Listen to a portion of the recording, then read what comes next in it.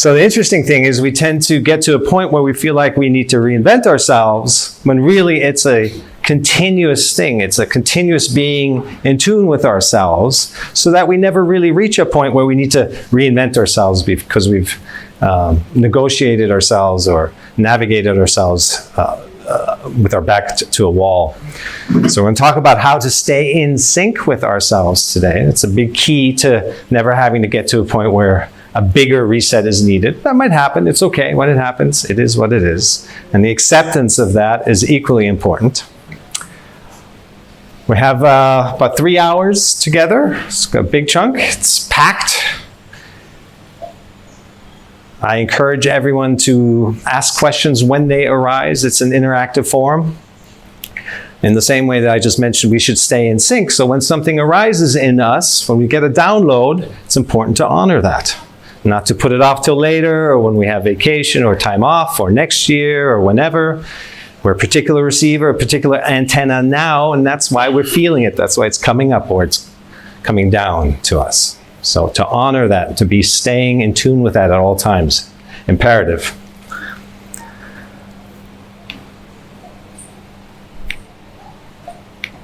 Come on, Bluetooth. There we go. First, an overview. We're going to talk about the journey. You've heard this before, but it is a journey. It's a process. It's an evolution. Most of our suffering, most of our struggles come from isolating one moment and blowing it up and amplifying it and lingering on it, making it something much bigger than it actually is. We think of things as something is right, is wrong, is true, is false. These are blanket statements of permanence. And there is no such thing as permanence in life. It's always continuous. You've maybe heard the teachings in Buddhism and others where they talk about the impermanence. When I first heard that, I felt like that was a depressing statement. Nothing lasts, right? It's like, oh, the people we love will leave us, so my pet will die, and even, all good things come to an end. Of course, the deeper wisdom eluded me that the point of that is to recognize that things are always in motion. And that if we take one of those moments as they unfold, the unfolding of life, and make more than it is, bring in the baggage of the past or the expectations of the future, that's when the trouble starts. So we're going to look at that today and in the context of reinvention. I'm all about practical spirituality, all about making life meaningful. I get some funny faces when I say that mindfulness meditation is not about enlightenment. Enlightenment is a byproduct of mindfulness. It'll come one day. But mindfulness is about making better decisions, keeping a clear head, being more effective, more productive now. What good is that if we're just struggling, and making it yet another goal, an outcome that we chase to be enlightened? So, something to keep in mind. Whenever we feel like we're in resistance to ourselves, we're not in a good place. In fact, if you want to move forward in life, accepting where you are, accepting who you are, is what moves you forward. It's a paradox to the mind, but it is essential. It's a key to let go of your resistance to something that you don't like in your environment or about yourself in order to move past it. In fact, acceptance actually compels action. We'll talk more about that as well. We're full of group and individual exercises, hands-on experience, and at the end we have a summary slide, a next steps, where do we take it from here? And again, a reminder that everything's interactive. Just raise your hand if something comes up. I'll call on you, or if I'm in the middle of something, I'll finish speaking and then come back to you. Sound good? All right, good.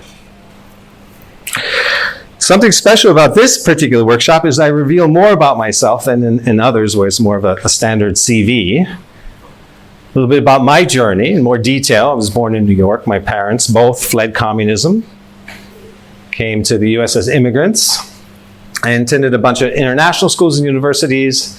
One of my core wounds was lacking a consistent home, consistent friends, consistent culture, consistent language. That was something early on when you're really, all you want as a young kid is to belong. And I didn't have that. Of course, later on that turned into a strength because you also don't get indoctrinated into one way of thinking or one way of life as well. So all challenges eventually turn into strengths, into your superpower. As part of an army brat environment, I lived in Germany in my teens, where I got into an accident on the Autobahn. It looks like this. And I walked away without a scratch. I show this not to impress anyone, but the larger point is that things happen that we can't control in life. And how we respond, how we move through them is the key to moving forward, staying in motion. And I'll talk more about that coming up. In '95, I moved to LA, launched a recording studio. It was the analog days. Everything was going well for 2 years. And then suddenly digital home recording came along. We went out of business practically overnight. So abundance and not so much abundance. Then I experienced the top of the dot-com era. I'm a startup guy, a passionate entrepreneur at heart. Lots of investment money was flowing, if those of you who remember. And then came the dot-com crash. All of that was pulled out from underneath us. And a couple years of severe recession followed. I was making less than $10,000 a year. Caused a lot of stress, contributed to the dissolution of my marriage at the time. That then moved into an era of economic boom, 2004 to 2008. I bought a bunch of real estate, everything was great, economic recovery, and then the global financial crisis hit. Up and down, you're seeing the pattern already. In 2009 to 2014 was a period of stability and recovery, long-term relationship. And then at the end of that, my father developed a brain tumor, and that became the focus for the next year and a half, until he left his body. Then 2015, spiritual awakening, dark night of the soul, everything I had built up lost its meaning, had to let go of that and start the inner journey. That resulted in 2020, my first book, and also moving to Bali, to Asia, and pursuing this now. And the point of this is not so much to illustrate, oh, this was my journey. The point is to ask, has anyone's life gone according to plan? My life certainly hasn't. No one's ever raised their hand. And the next question following up is, despite your life not have gone according to plan, would any of you give your life back? Also no one. So we're going to reflect on that in just a moment. For now, we're going to share with each other, just a moment, for a few minutes, our own unplanned journey. This is a community of people that have arrived here at a certain point in time. There's a certain energy flow that's gotten to you here, a life experience that's gotten to you here. This is a community that is a support network. Many of us here are visiting, passing through, and people back home, our families and friends are wondering, what are you doing over there in Bali? Just chilling, living the life. And we're trying to explain to them, no, we're doing the inner work to clear our ancestral stuff. And so like-mindedness is a key component. Even if you had no interest in self-development and spirituality, if you just have the right people around you, that will determine most of the trajectory of your life. So are your friends going partying and drinking and distracting themselves? We have to say that outright, that this is, for the most part, avoidance behavior. Early on, okay, suddenly we find ourselves in our bodies. There's a reason to celebrate, woohoo, new dimension, physical realm. But that needs to wear off and kind of subside eventually. But many people carry that on, and they're just avoiding their feelings, avoiding looking at themselves. In fact, we're not even looking at ourselves. Most of the things we face, most of our struggles, Carl Jung said, are the unlived life of our parents. So you wind up healing the lineage, that which you've been imprinted with. Epigenetics show how trauma is passed along and along and along through the generations. So we're going to spend a couple minutes. Introduce yourself to your neighbor. Just pick the person next to you and talk about your unplanned journey. All right. Wow. All right.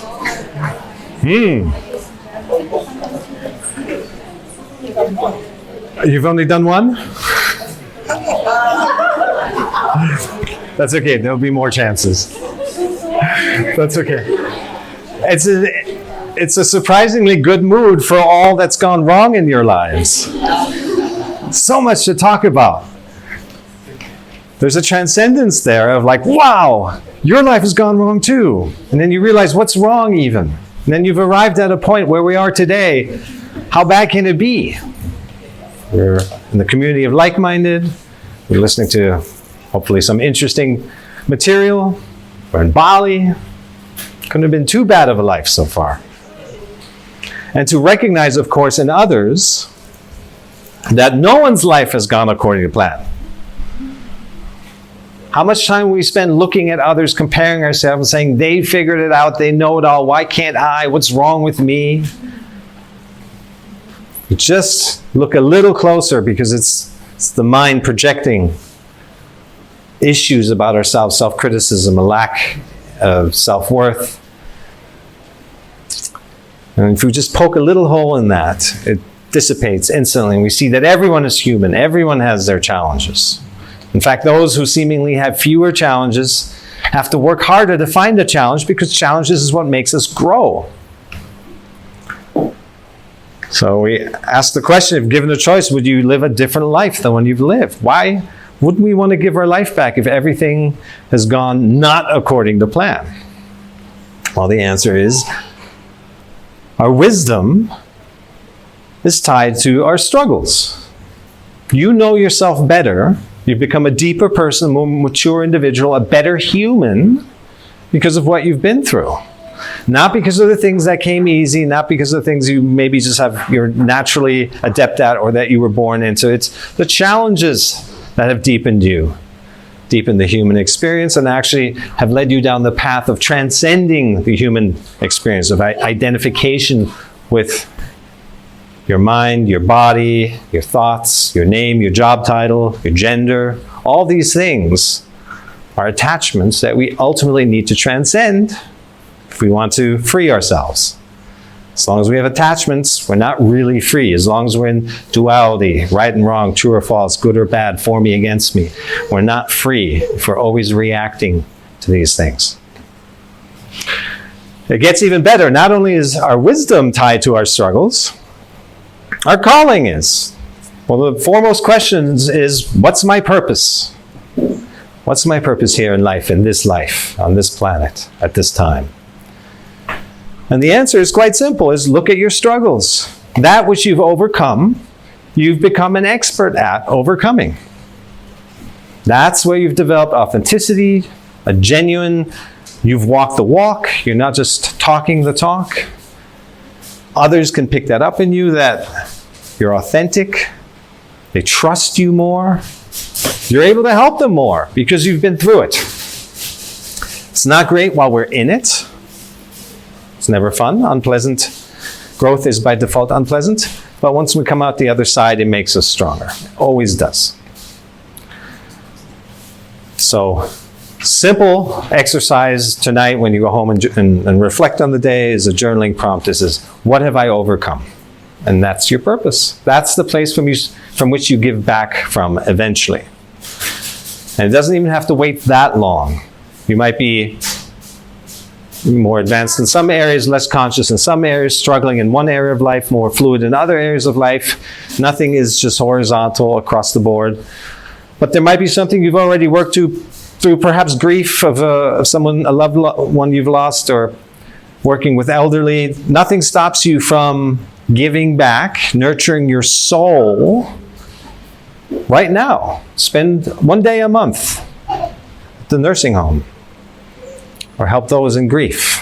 That's what feeds us. The mind thinks we have to accumulate things, that we have to own things and accomplish things and add to ourselves. It's just, that's not how it works. That's a very temporary, very fleeting sense of self, of accomplishment, of value, because we keep doing that over and over, and at some point everyone realizes that's not leading to that permanent sense of fulfillment and happiness that we're really seeking. So paradoxical to the mind, but this is how energy works. When you give of yourself, that's what feeds you. You have to work on yourself first in order to be able to give. You can't help others if you haven't helped yourself first. You can't free them if you're not free yourself first. So what we're doing here is not selfish at all, even if others might accuse you of that. In fact, you've heard maybe we're born alone, we die alone. It's not meant to be a sad take on life. It's the reality that we're always projecting ourselves into our environment. Every single one here, when you were just having this little conversation, was projecting yourself onto the other person.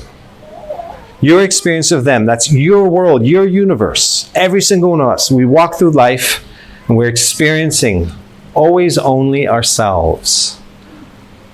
And that's one of the most key turning points, is to recognize, what does this situation say about me? It's never about others. They're not doing anything to us. It's our interpretation of it. So taking ownership is a big piece in our awareness journey. The part about reinvention is not just adapting to changing circumstances. It's a golden opportunity to become more authentic.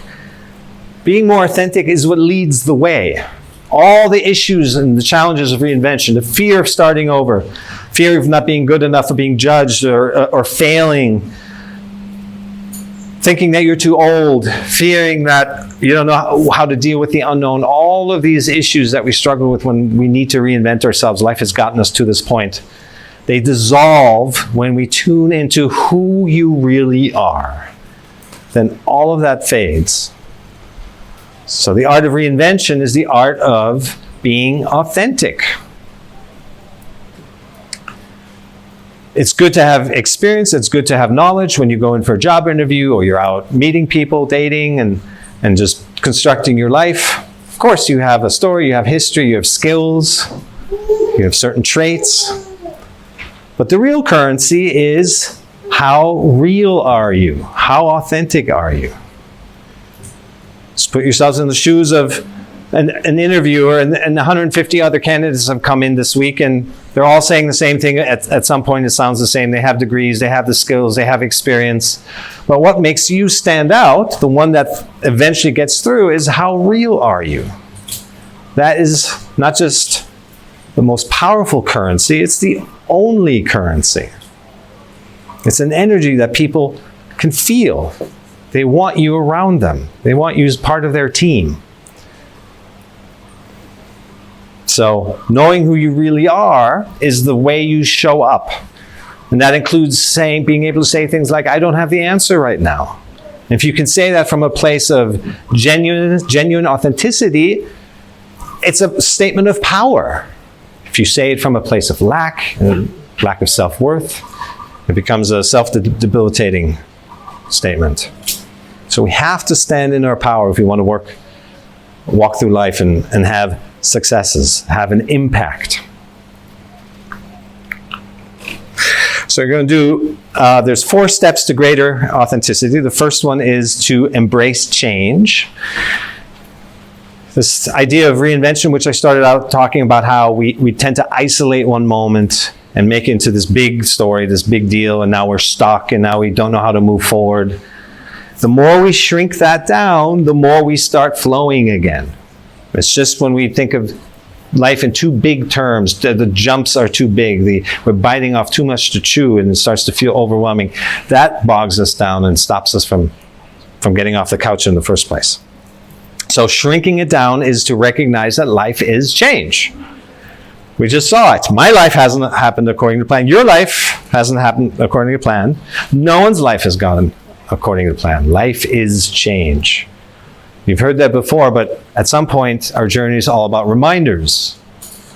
So this is a reminder. Change. Transition. Flow. It's not a bad thing. It's only when you cling to something that's happened, then it becomes a problem. But experiencing things as they are, pleasant or unpleasant, positive or negative, as long as we accept what is, then we move forward. And what is never powerful enough to harm us. Life can't get at us if we just see it as it is, and then we're ready for the next moment, and see that as it is, and then the next moment. There's not enough time for you to feel fear. There's not enough time to experience a lack of, I'm not good enough.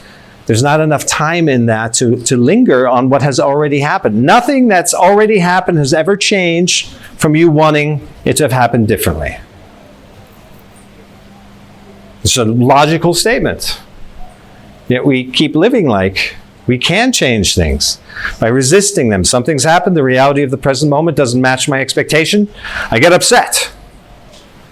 Doesn't match my plan. This shouldn't be happening. It already happened.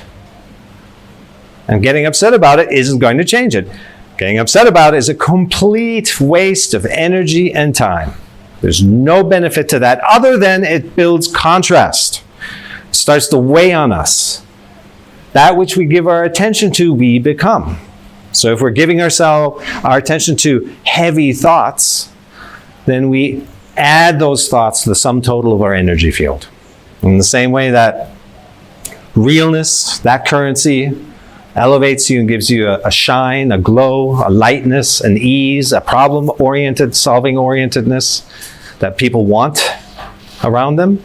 Same way if you're holding on to the past, if you're holding on to an old version of yourself, if you're in resistance to where you are, that energy weighs us down, and people don't want that around them. Just think about it. To be in resistance to right now, where you are, is fundamentally the most unhealthy thing you can do. But therein also lies the opportunity that if you recognize where are you in resistance to something, again, not focusing on some outcome, chasing some goal, once I get there, I'll be happy, once I'll get there, I'll be fulfilled, but rather, what am I in resistance to right now? That's the piece that's keeping you stuck. And if you can let go of that piece, accept that piece, you'll move forward. You have to. It's the law of energy. The energy that you just spent on resisting something is suddenly freed up. You've taken a step forward in your life, even just a micro step forward, and now what? I've got to change. I've got to make change. I'm free from the stuck moment a moment ago. So acceptance compels action, contrary again to what the mind thinks. The mind thinks that by accepting something, I'm making something I don't like permanent. And that's just not how energy works. So greater awareness, greater self-reflection is essentially energy awareness. Recognizing what you resist persists, as even in mainstream phrases like that. It's always good to be reminded. We're energy beings, our feelings are energy, anything that's stuck in us, even the deepest traumas can be released. If we can get to the core and release the energy that we keep resisting, that keeps it stuck, which keeps us suffering, which keeps it growing and festering, but all of that can be released. I'm going to do some of that today.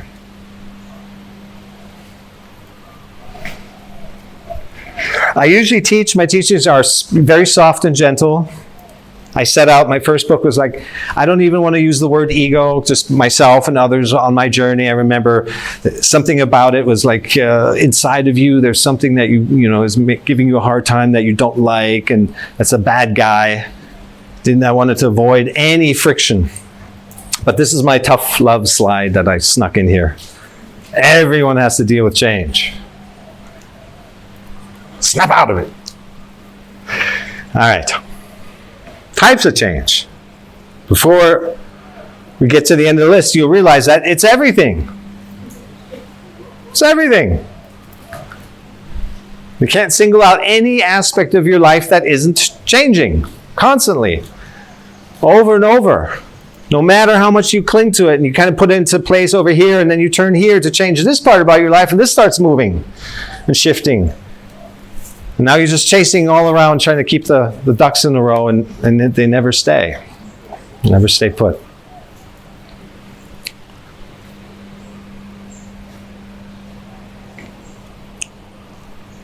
Symptoms of change. Again, everything you're feeling is a symptom of change. But rather than identifying with each one of these conditions and seeking to numb ourselves to them, recognize it as a symptom of change.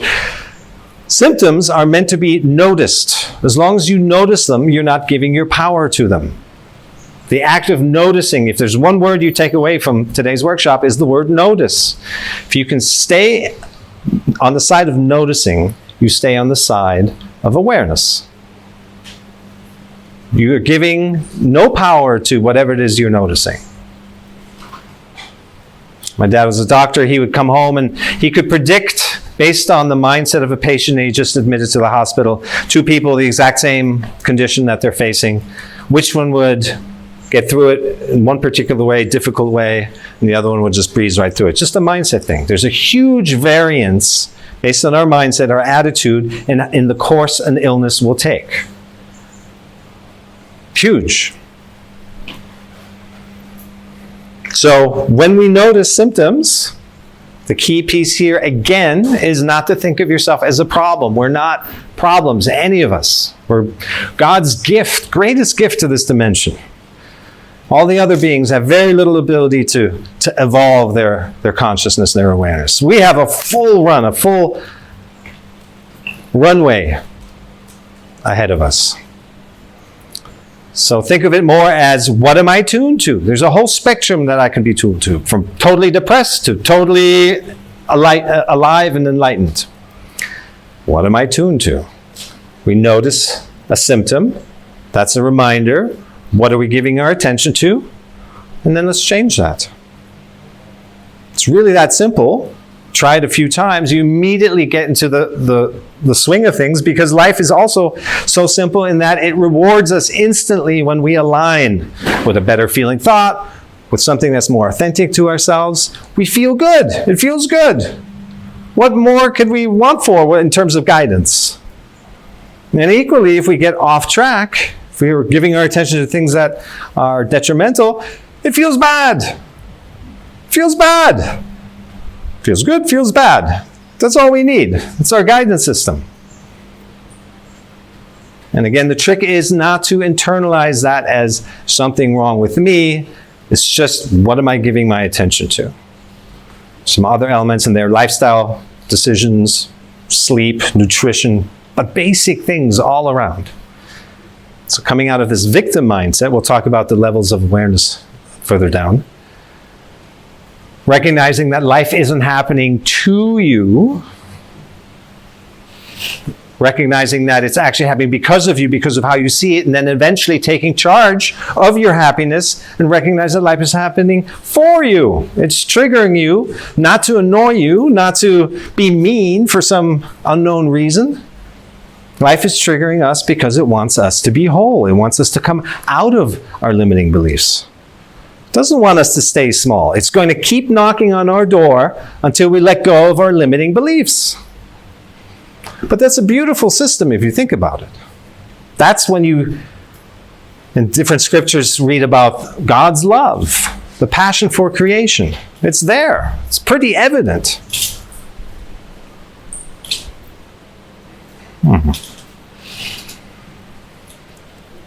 All right.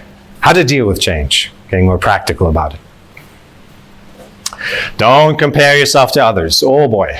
Sounds so simple. It's the hardest thing to do. It's primarily a function of living in our head, not being in tune with our feelings, our sensations. The mind is great for analyzing data, for collecting information, and it's great for executing. But the middle part, about deciding what's right for you, it totally fails. It totally falters. It doesn't know you. It's a tool we're supposed to use, but it doesn't have some kind of separate intelligence that knows us. Yet we task it with knowing us.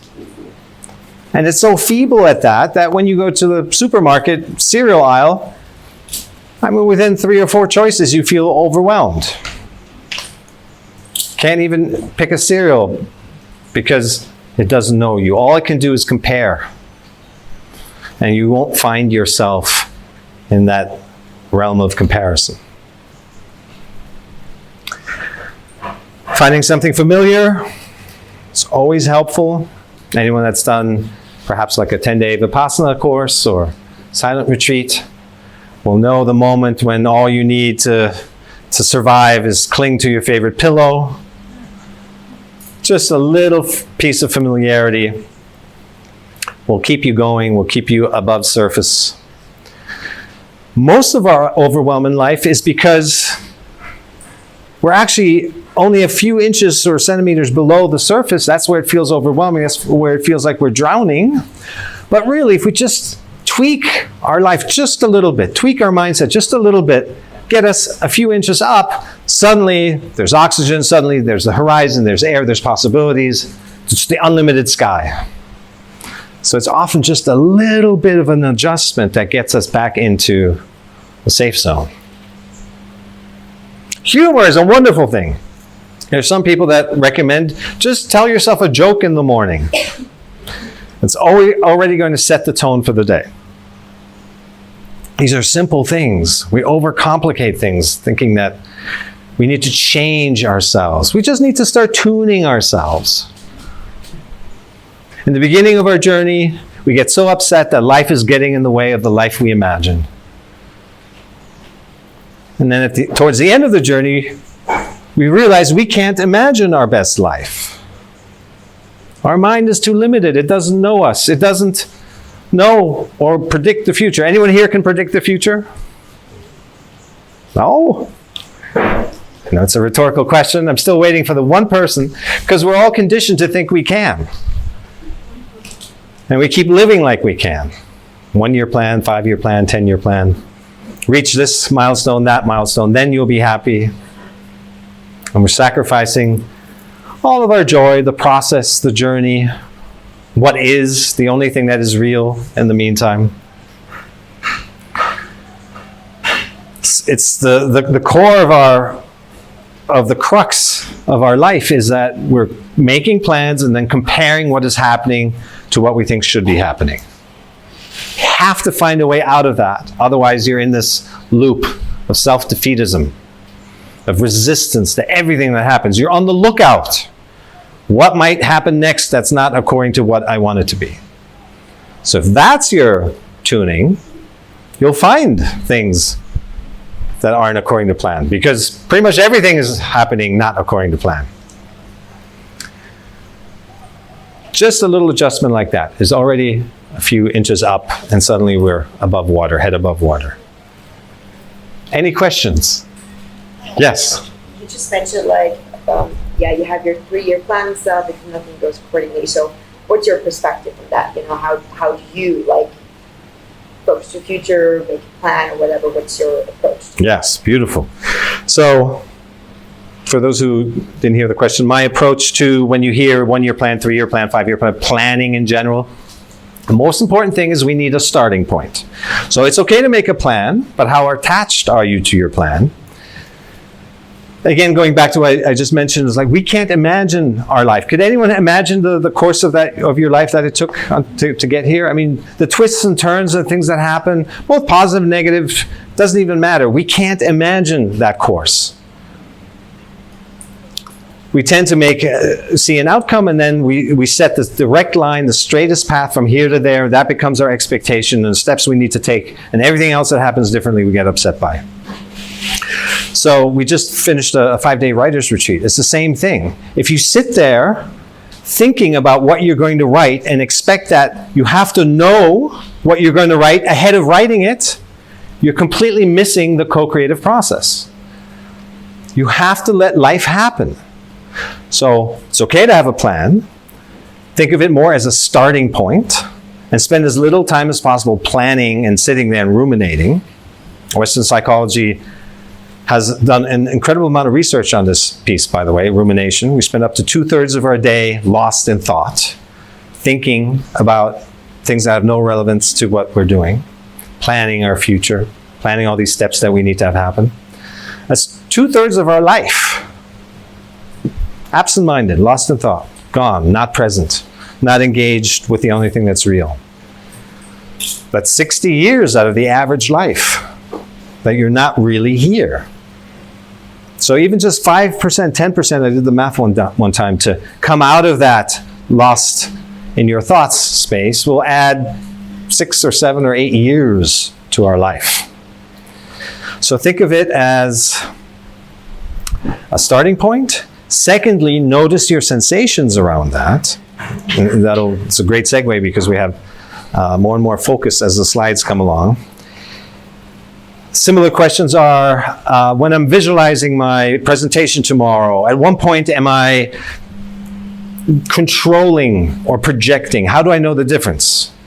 Well, how does it feel? When you're visualizing and you're feeling good, you're feeling light, you're confident about your research and the data and your everything that you've prepared, that feels good. Suddenly thoughts about, oh, what if this happens, if that happens, and this breaks, and I'm not prepared for that answer, how does that feel? Well, it feels small and constricted and fearful. So notice as you're planning, where there's joy, where there's expansiveness, where there's curiosity, where there's creativity, where you're in receiving mode, all that feels fantastic. And then notice when you start to get in there, it has to happen by this date and it has to happen this way. And if that doesn't happen and some fearful thoughts start to come in, you'll very quickly notice, once we start to become more and more and more aware of our sensations, our feelings, just where the boundary is of healthy planning, healthy visualization, which also spills into manifestation. I know people who are fantastic manifestors initially, unbelievable. They think of something and then it starts happening like crazy, like the most unbelievable things, and then they start to control and it shuts down. They think, oh, now it's happening, now I need to step in. It's just not how energy works. When we try to control life, when we try to control energy, it shuts down. It stops, it freezes. So keeping those two things in mind, plan as a starting point just to get going. You need to get off the couch and start doing somehow. But start doing is the more important piece in that. Even if you have beautiful, great, big, detailed plans, just start doing. You'll very quickly realize what the reality of it is. You can't know how you're going to feel at some future point, which is another one of these asynchronous, ludicrous ideas that the mind has, is that, oh, when I reach this goal and this point in life, then I'll be happy. Even if you prepare for the presentation tomorrow, and you think you've got it all down, tomorrow comes along, the moment that you're up on stage or you're speaking to the meeting room, it's going to feel different. You can't anticipate how it's going to feel. And if you're just playing by the script in your head, you're doomed. You're lost. Because you're not responding to what actually is. And that energy that is real is going to make you feel fearful because you didn't plan for it. You weren't able to predict it. So use all of that. We need to move forward, but also keep in mind just to stay flexible, allow that path to unfold. My startup experience, there's tons and tons of stories of people who started out with one idea and then wound up something completely different. The inventor of the Post-it note set out to create a super glue. Something that was just so solid that it would stay glued, stuck forever. And he kept failing and failing and failing, and then finally, there's a moment where he felt, well, this doesn't stick, but is there a use for this? Is there a product that I can use this for that doesn't stick for very long? Post-it notes, billion-dollar empire. We have to stay open. Yes, great question. Anything else? Anyone else? Positive reframing, we're going to practice that in just a moment. I used to look down on this and it was like, oh, you're just telling another story, and you're pretending. Well, if it's just in your head, then that's true. But if you're feeling different, if the connection is not between the head and what you're writing, but between what you're writing and what you're feeling, then it becomes a whole new ball game. It's a completely different level of awareness. It all runs through the body. Spent a lot of time with monks, done a lot of silent retreats. When I first heard this number, I thought it was a little exaggerated. But the idea is to spend between 30 and 50% of our attention should be with our sensations, with your feelings. And just to take that back one more step, feelings are not just vague bubbles that are kind of floating around in our head or something. Feelings are sensations, it's a better word, that show up in our body somewhere. How we judge those feelings, separate matter. In fact, that's our story part. If we can let go of that, then we come out of a lot of trouble. But between 30 to 50% of our awareness should always be with our sensations, because our sensations guide us. They tell us what's going on. Whether there's danger, whether there's an opportunity, whether there's something here that you should act on, whether you should not act on. Inaction is also action. It's our guidance system. Somehow, I don't know when, we've lost touch with this idea, literally, that our feelings are here to guide us. It's crazy. It's not just the best guidance system, it's the only guidance system. Nobody else knows you. Your parents don't know you. Your partner doesn't know you. Your friends don't know you. Nobody knows you. You know you. Your doctor doesn't know you. You have to always feel, is this right for me? Does this resonate? This is your truth, your blueprint. Which, by the way, is a beautiful thing if you think about it. Every single one of us, billions and trillions of creatures that have walked the planet and this planet and others, that the forces of creation decided to take the time to instill every single one of us with our own blueprint. Amazing. Crazy. It's one of those things that if you stay connected to that miracle, that already puts you at a level where anything that happens in the material realm, it's not really that important.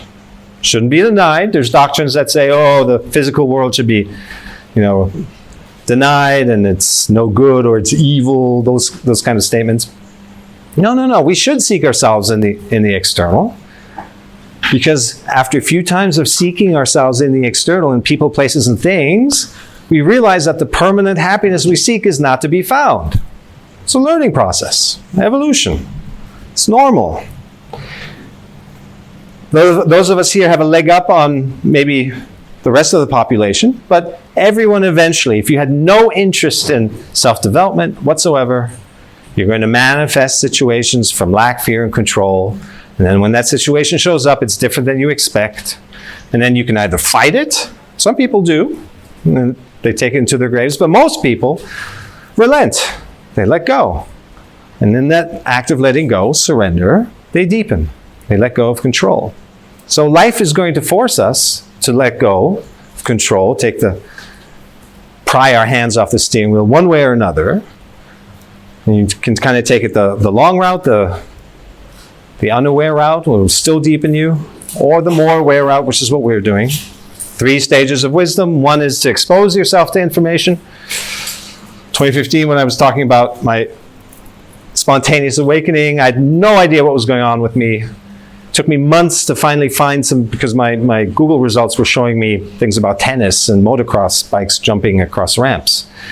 Because the algorithm was only showing me stuff I'd previously looked for. So it took a long time to actually find the term awakening and spirituality and Eckhart Tolle and all these different speakers.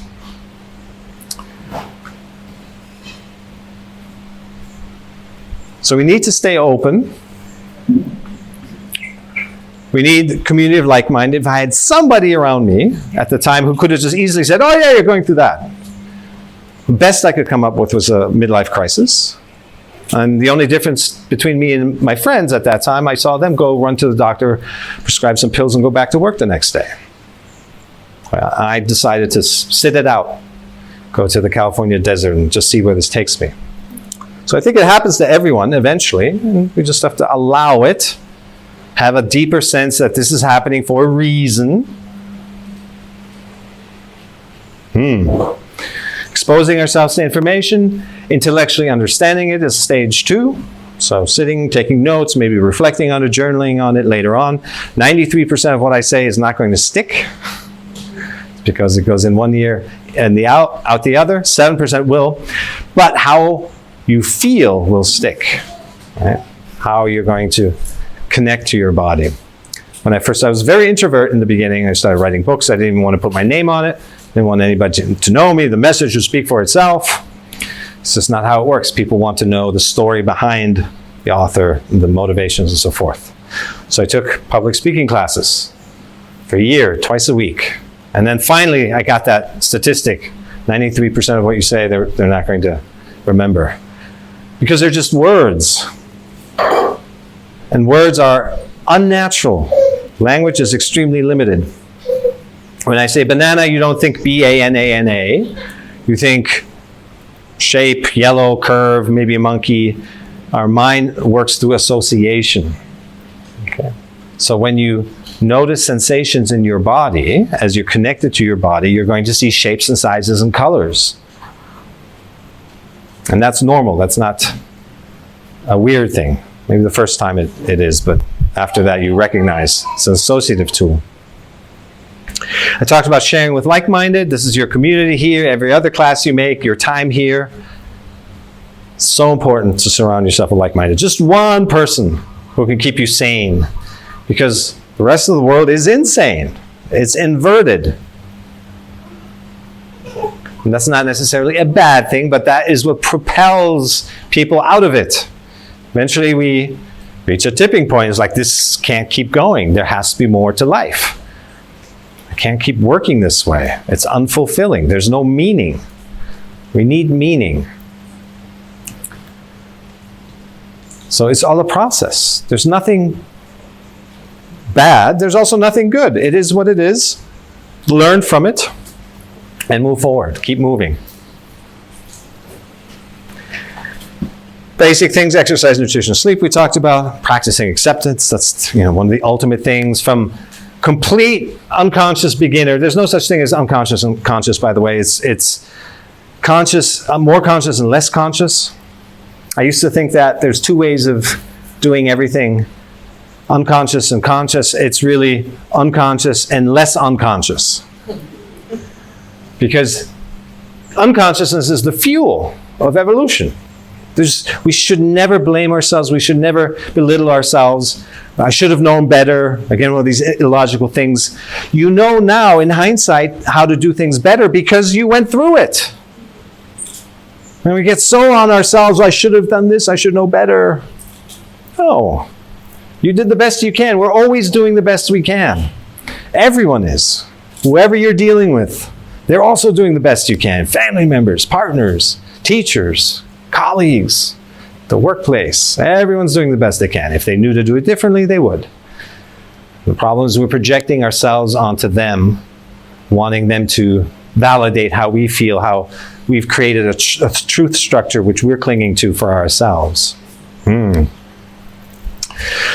All of our issues with other people, most if not all of them, come from wanting them to be somebody they're not.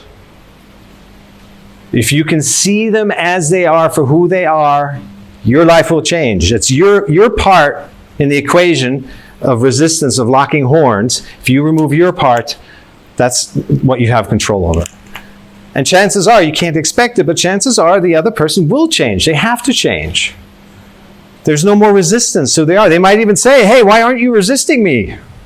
We used to butt heads on this. Suddenly you're just not reacting. Come on, react. And now their energy has nowhere to go. And suddenly there's space for them to hear themselves think and talk and self-reflect.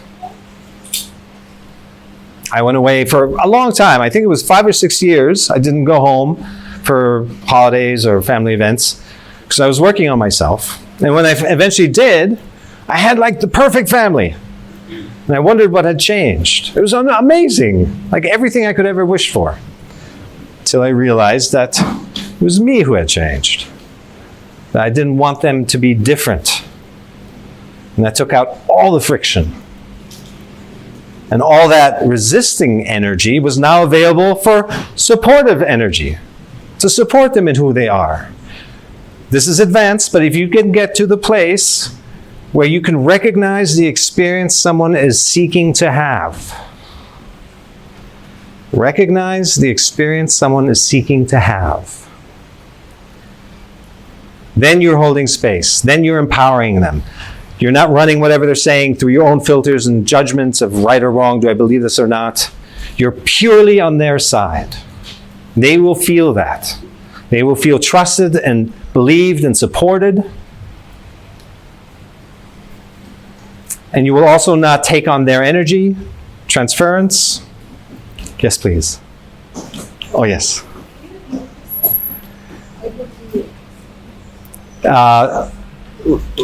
Developing to the point where you can recognize the experience someone is seeking to have. Somebody comes to you, they're about to express themselves about whatever. Can you stay with them? That they're looking to be seen or heard or just vent, or most of the time they just need to feel heard. Most of the time. They don't want you to fix. If they want you to fix them, they'll say that. After they vented, they might say, what do you think? And even then you have to be careful. Like double check. Do you really want me to give you some advice? But this requires you to have an awareness of yourself and your sensations, where when sensations arise, you don't judge yourself for having those feelings. Well, the most game-changing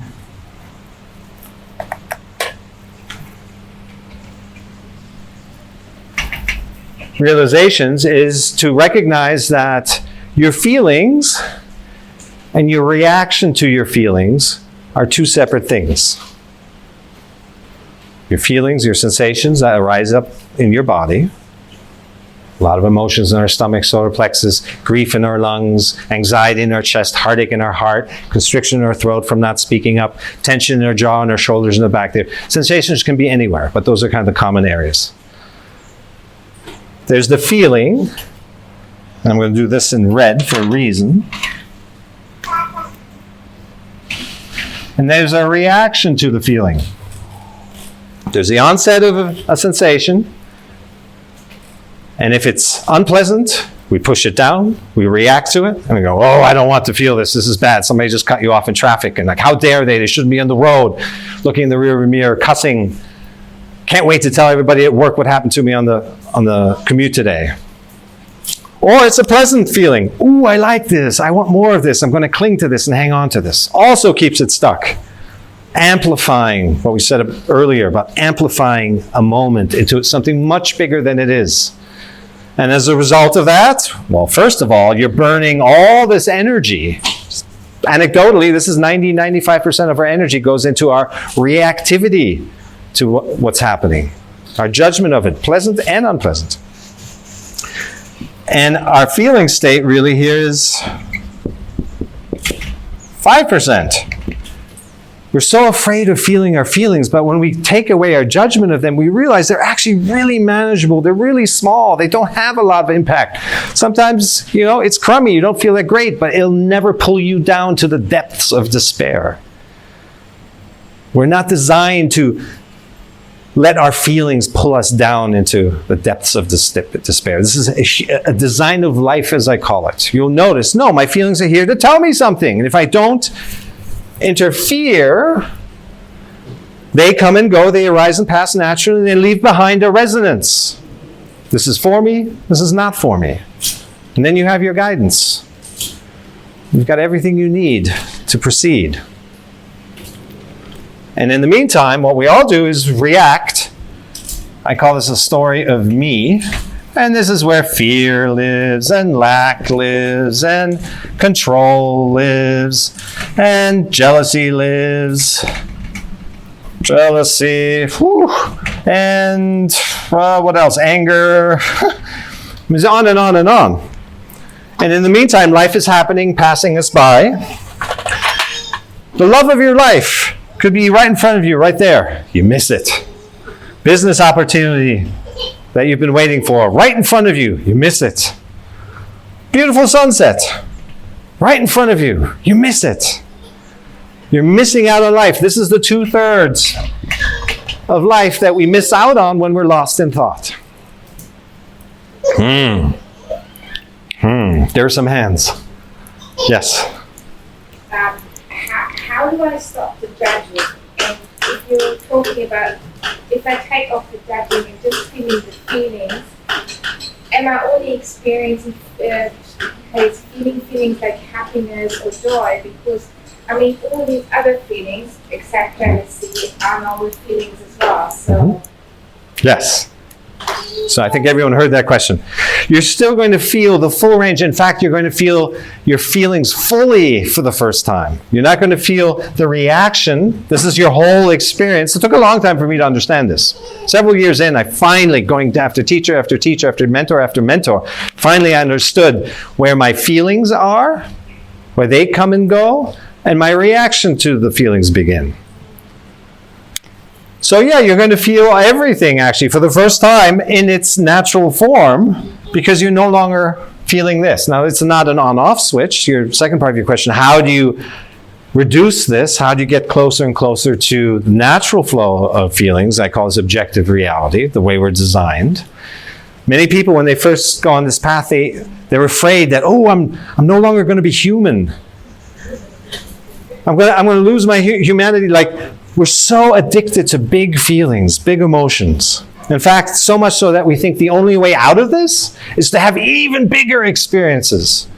Ecstasy, just thrill of adrenaline. No, it's actually reducing, and recognizing that these are the natural feelings.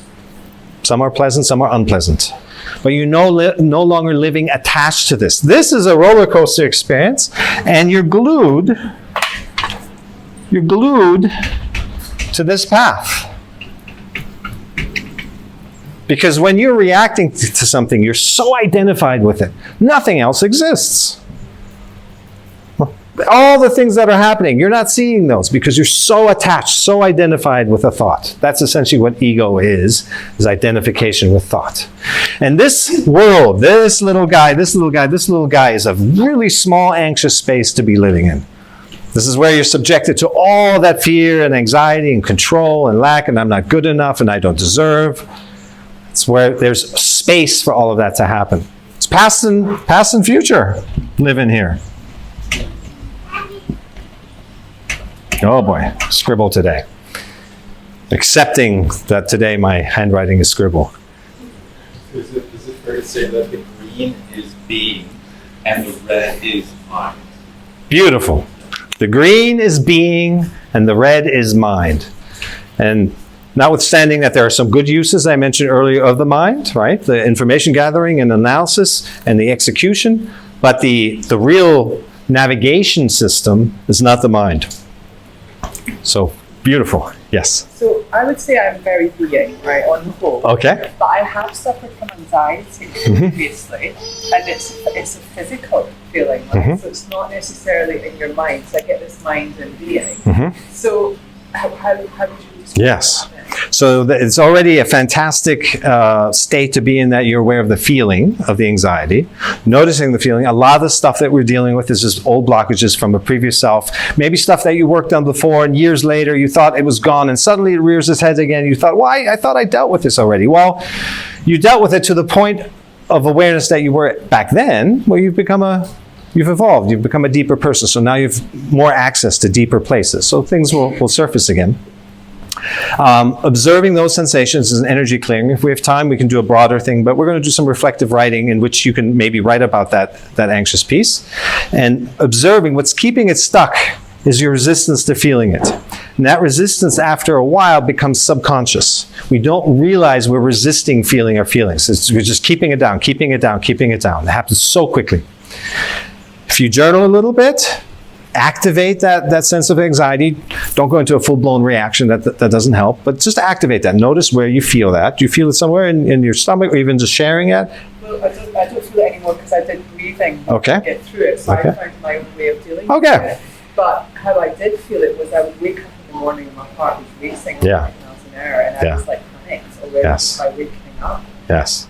So it was really unnatural for me because I had never felt it before. Yeah. So, Yeah. Good. So sounds like you're through it now. There's many different paths. You got to find what works for you. There's inner child healing that is really powerful if you remember the instance where something happened. I specialize in energy clearing that is more general, the day-to-day reactivity of, like, most of it we don't remember because it's so constant, so automatic. What do you remember about today? One or two things that triggered you maybe? Last week, one or two things that triggered you? Last year? We don't remember everything that triggered us.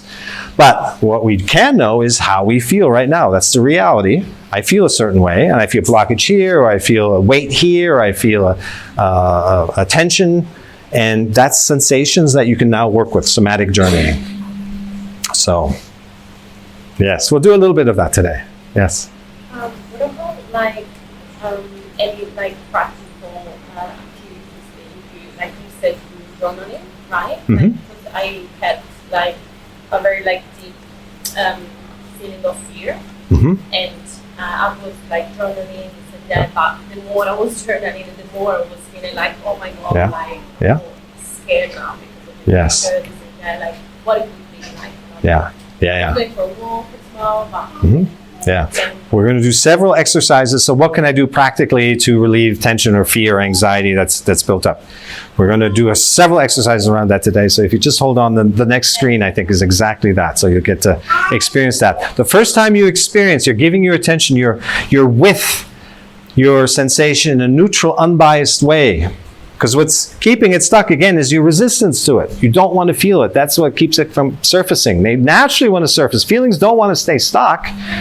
They want to come and go. Energy wants to arise and pass. That's its natural course. But we're keeping it stuck just because we're in resistance to feeling. And so the first time when you experience, when you spend time with blocked energy, and it just starts to dissolve and melt and dissipate and fade, it's a golden moment. Because you realize, oh my gosh, I can do that with everything. It's only up to me, in fact. I can spend every night or all day long, however much time and energy I have, and just journal out, sit with my feelings, observe my sensations, and release them. And people come to me with decades of traumas, decades of trying to deal with things, and maybe the Western medical approach, and nothing is working. They've been in the hospital 30 times. They've had digestive issues, and then within 30 minutes of energy clearing, they have to hang up and run to the bathroom. And it's the end of the Zoom call, because they've released so quickly. So we're going to do some of that today. And it's a powerful tool that you can take away with for yourselves. And then it's just a question of dedicating some time. You're already here. That already shows a certain mindset. You're willing to work on yourself and allocate effort and energy. So it sounds like there's something deeper that's really stuck there, a real blockage. You can, work on it a little bit and then kind of push it down again, and so that you can keep functioning in your life. Ideally, you spend enough time, and it doesn't take that long. I've never seen a blockage that would just stay forever. Yeah, not forever, just for a long period, maybe. Yeah. Work out of it. You can find your way out of it. Yes. We'll practice that practically. There are some other hands over here. Yes. I just want to give an example so you can tell me if I'm understanding. Could you speak up? I just want to give an example so you can tell me if I'm understanding this diagram. Mm-hmm. The green represents basically our core emotion Mm-hmm. that we're supposed to feel Mm-hmm. and recognize, so that we're not reacting and creating more feelings that are actually making it bigger than what it is. Yeah. I don't know, if you have a childhood trauma, Yeah. but you don't realize that's what your pain is at that moment, Yeah. because we're not allowing ourselves to feel that pain. Yeah. So then I'm jealous, or I'm angry, Yeah. or I'm lashing out in different ways, Yeah. not realizing that my pain is something that happened to me during my childhood. Yes. And because I refuse to feel that Mhm. sensation and Yeah. deal with that pain, Yeah. I'm expressing myself in other ways, Yes. which is the red. Yes. Right? Correct. Did I get that? Bingo. Okay. I wish you could just write that down, because that was perfectly expressed. I'll kind of reframe it a little bit. As I mentioned before, you can go about living your life less consciously and manifest from lack and fear and control and anger and jealousy, and create these big situations that when they arrive, they force you to confront them eventually, sooner or later. Get into relationships because you feel like you're not good enough, or you don't feel loved, you don't love yourself, or these are normal reasons that most people get into relationships for. And then that will very soon quickly come out in the relationship because it's not a sustainable model. You can't depend on somebody else for making you happy. We're not free if we're living at the mercy of our environment. If we depend on our environment for how we feel, we'll always be jerked around. We'll always be in the lookout, try to avoid this, try to get more of this. That's not a happy life. That's not freedom. That's not having the choice to engage with this situation or that situation. That's being compelled through reactivity to just, I have to do this, and I have to react to this, and I have to defend myself here. That's not real freedom. And you take that down to the thought level, here comes a thought. It benefits me. It's a good thought. It feels good. Feels right. There's inspiration in it. I'm going to choose to engage with this. That's a choice. Another thought comes along. I'm not good enough. This is too hard. This will take too long. Whatever. You can choose to engage with that, or you can say, nah, that's the one I don't feel like. I'm going to let that one go. So now you're living from choice, from awareness. That's essentially what choice is. The choice that we've been given as humans is free choice, but we have to become free in order to have that choice. And reactivity is enslavement. It's mental attachment. It's all the dark energies, the low frequencies, the tuning yourself to the low end of the spectrum. So again, it's never you're the problem, is having the tools, a toolbox, which we're developing here and probably in other classes that you're taking, so that you can reorient yourself downstream. Because down here, in the low end of the spectrum, you've been paddling upstream, and everything is hard. Life is a pain. It's always going against you. You feel like it's you against the big, scary world.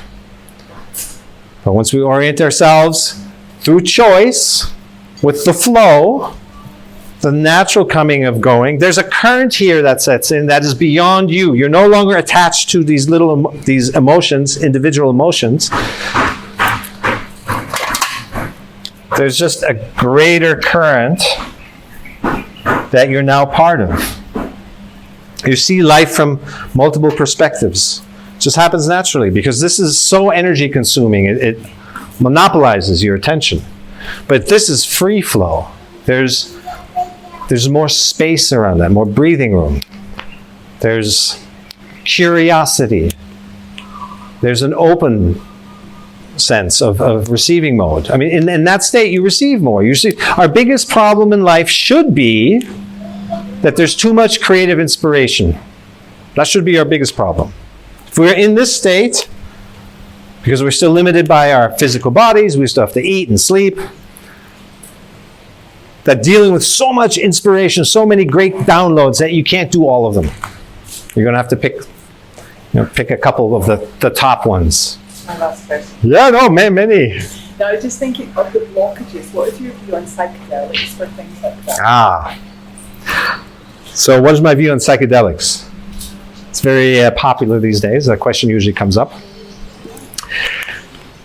Again, the fundamental flaw with psychedelics, I'll be very direct, is that you're wanting to break free of who you are. You're wanting to get to some place because you don't like who you are right now. And we already mentioned multiple times, acceptance is what moves you forward. And even if you have some great insights, even you have some great downloads, and you experience universal love, and you experience yourself in the free state, and even in the state, once you come back out of it, you fundamentally violated, at the core, the pact of accepting who you are, self-love. You've acted out, and which is no different than acting out of fear, lack, control, anger, jealousy, all these lower frequencies, that you're rejecting who you are right now. And now you actually might have a bigger problem. I work with many individuals who've had those experiences, and then they find themselves, okay, I've seen this, but now I'm really wanting to get back there. And now I'm even more challenged to accept myself as I am right now. So it could increase the chasm and make it even more difficult. There's more. On a purely biochemical, physiological level, reactivity is a thing of the nervous system. We're just wired a certain way to react. That doesn't change overnight. It just takes time. It doesn't even take that long. but it takes some time to rewire the brain to come out of its reactivity. So even if you have these great insights and great experiences, you come back to your normal life, your brain, your body, your nervous system, it's not going to just snap into a new state. So again, there's challenges in there. Then if you take it an even deeper step further into pure spiritual realm, there's guardrails around each soul's life. And there can come a point where you damage those guardrails. We're going more into ephemeral realm. And that can really screw you up and create fragmentation in your brain. It can be sorted out over time, future lifetimes. But I don't want to harp on that piece so much. It's more the practical aspect of that you can't change overnight. Your hair just doesn't grow, certainly mine doesn't, overnight, right? Just suddenly it's 5 inches longer. Everything is gradual. Everything is evolving and shaping and being influenced by the environment. We're not supposed to live in a sterile world. Our immune system stays strong by fighting. Illness is good occasionally to strengthen ourselves. So a little tension is necessary. Look out into the world. There's seasons. There's a time to bloom, but there's also time for storms and wind, and the trees are shaking. In fact, there's purpose in that because it strengthens their trunk and their roots. But there's also no complaints in nature. I find it so fascinating to watch the animals here, dogs and chickens and other animals, critters. It starts raining, and you see no reaction. You see no difference between sunshine and rain. It's just a beautiful thing to observe. So, we are nature, but it's a nice guiding principle to say, well, if you have a question about how life works, just look at nature. Go out, look at the trees, look at the animals, how do they behave? And we usually see the pattern, we see what is being asked of us. And what is being asked of us is to be content, accepting, heck, let's make it loving of how things are right now. When the lions have eaten, the zebras come close. They sit side by side because they know that this is not the time for hunting. And then when the lion gets hungry, the zebras notice that, and then it's time to keep distance. There's a time and place for everything. It's so precise. Evolution is a constant engagement with our environment. So to think that you can just jump from one place to the next, it's just not natural. It's just not how things are meant to unfold. Insights are incremental. Change is incremental. There's a whole industry that's popped up recently about incremental change, 1% change. How if you hit a golf ball just 1 degree off, it veers off 300 yards down the across distance. So we change incrementally because we have to keep configuring and aligning and realigning and feeling it out and noticing and being aware and being even more aware.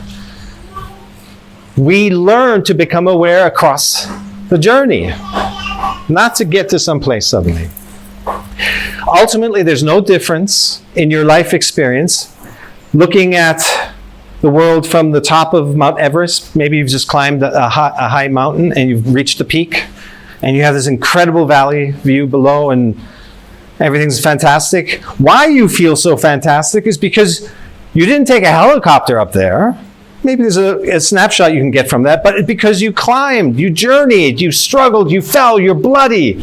You had friends that joined you in this march. That's why it's so amazing when you get to the top. Outcomes are not to be lived for. Outcomes happen while living. They're just little isolated points. We can call it a milestone. We should celebrate it. We should call it an outcome. That's fine. But keep moving. Keep moving. Life keeps moving.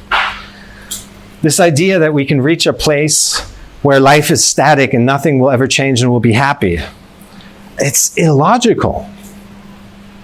That's what most of our mind produces, these illogical thoughts that if you just poke them a little bit, if you question it just a little bit, it just pops like a bubble. And until you have the awareness to question it, it might be hounding you and terrorizing you and keeping you up late at night. And they're just thoughts. That's why journaling is so powerful. Get it out of your head onto paper. Sharing with a friend, get it out of your head and speak it. There's something crystallizes. You're setting constraints and boundaries and getting clear on something. And you'll find half of the thoughts are silly thoughts. And the other half, maybe an old version of yourself that doesn't even exist anymore. So, in case anyone wonders, why is the mind so troubled these days? The general consensus, I've had neuroscientists on my podcast, they've all kind of said the same thing, is that our mind is wired to keep us safe, and it hasn't really evolved in the last 100 years past the I need to look out for danger, because technology advanced so quickly, and it's still in that mode. They call it brain 1.0. And so it's still looking for problems, and today's problems are an offensive email. And that upsets you. There's no tiger waiting around the corner anymore. But that's why the mind is doing what it's doing. And if we task it with guiding us through life, it's just going to look for dangers. It's going to look for what possibly could go wrong. It's doing its job. It's just, you're giving it the responsibility to guide you through life, and it doesn't have this knowledge of deeper self. It doesn't know you. So we have to tune into our body to get to that state. And living from sensations. Regain our trust in our feelings. Is that? Any other questions?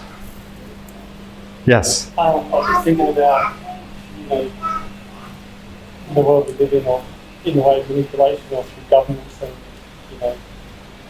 what should we say no to?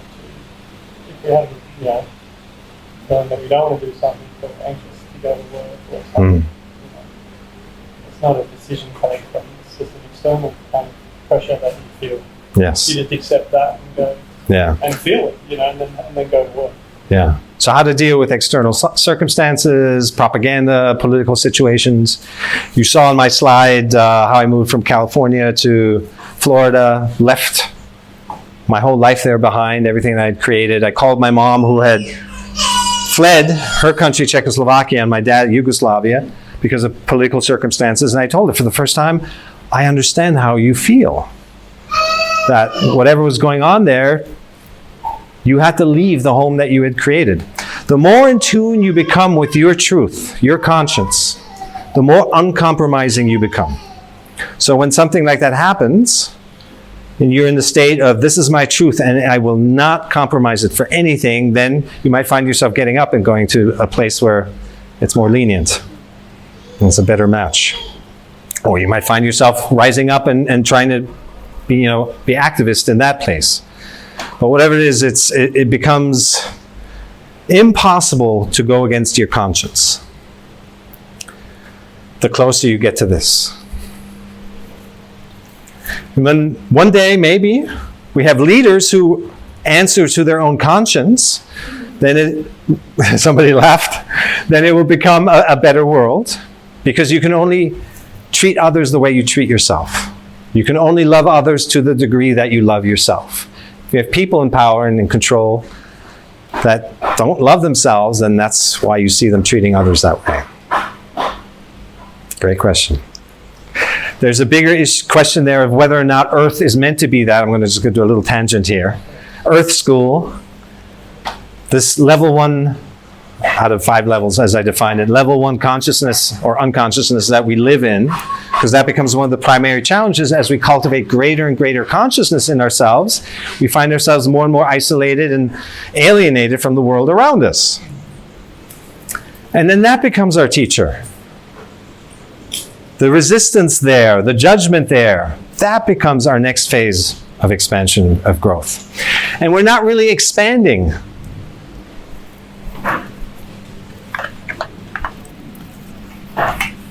Just going to draw something right here.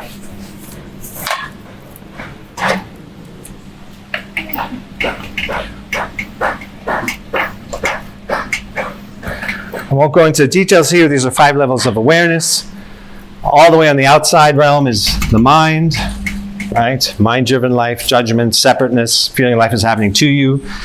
Then we get a little more aware. It becomes mind and body. We can feel our sensations a little better. Then we get to this place of awareness where we're really just feeling sensations. We're being driven through sensations. I had a triple PhD in neuroscience on my podcast who had massive awakening, now was completely on her intuition side. Fantastic. Victoria Shaw is her name. Look her up. California. She does great retreats. And to see somebody who is so categorically, completely aligned with their intuition, and they will not consider anything else. It's an amazing thing. It's just an amazing thing. Such a powerful thing. Yes. Oh, yes.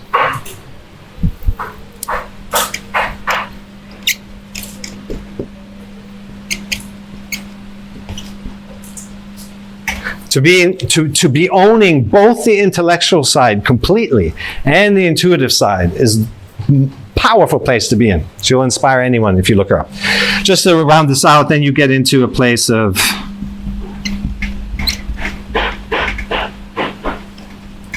awareness, and then the center of it all, unity consciousness, is what I call meta-awareness. You're aware of being aware. There's still a bit fluctuation here between your sensations and your awareness of your sensations. You know, they come and go. You're still feeling a little up and down. That's okay. It's totally normal. But once you're aware that you're aware, then you lock into a completely solid, unshakable place. There's no fluctuations. But for that, it requires no self. The sense of identity has to fade away. I spent a couple weeks with some monks last year, and there were 300, 400 practitioners there. And the men were sitting in the front, and the women were sitting in the back. And during one of the Dhamma talks, one of the women came to the front and asked, I thought Buddhism was egalitarian. Why, we're not seeing any preferential treatment. Why do the men sit in the front and the women have to be in the back? During the walking meditations, during meals, and so on. The monk said two reasons. One, if something happens, we still have to abide by local laws and make sure that no one gets hurt, so it's safer to have the men in the front. But more importantly, the root of the problem is, you think you're a woman. This whole expansion of this is right, this is wrong, what happened, and the egalitarian, it's because you're identified with your gender. A few weeks before that, I was facilitating a retreat for Eckhart Tolle. Somebody came up and asked the question, as a mother, how do I deal with my transgender child and the stress it's creating in the family? Same answer. Transcend your identification with gender. You have to rise above that. That's what we're all here for. This is our path.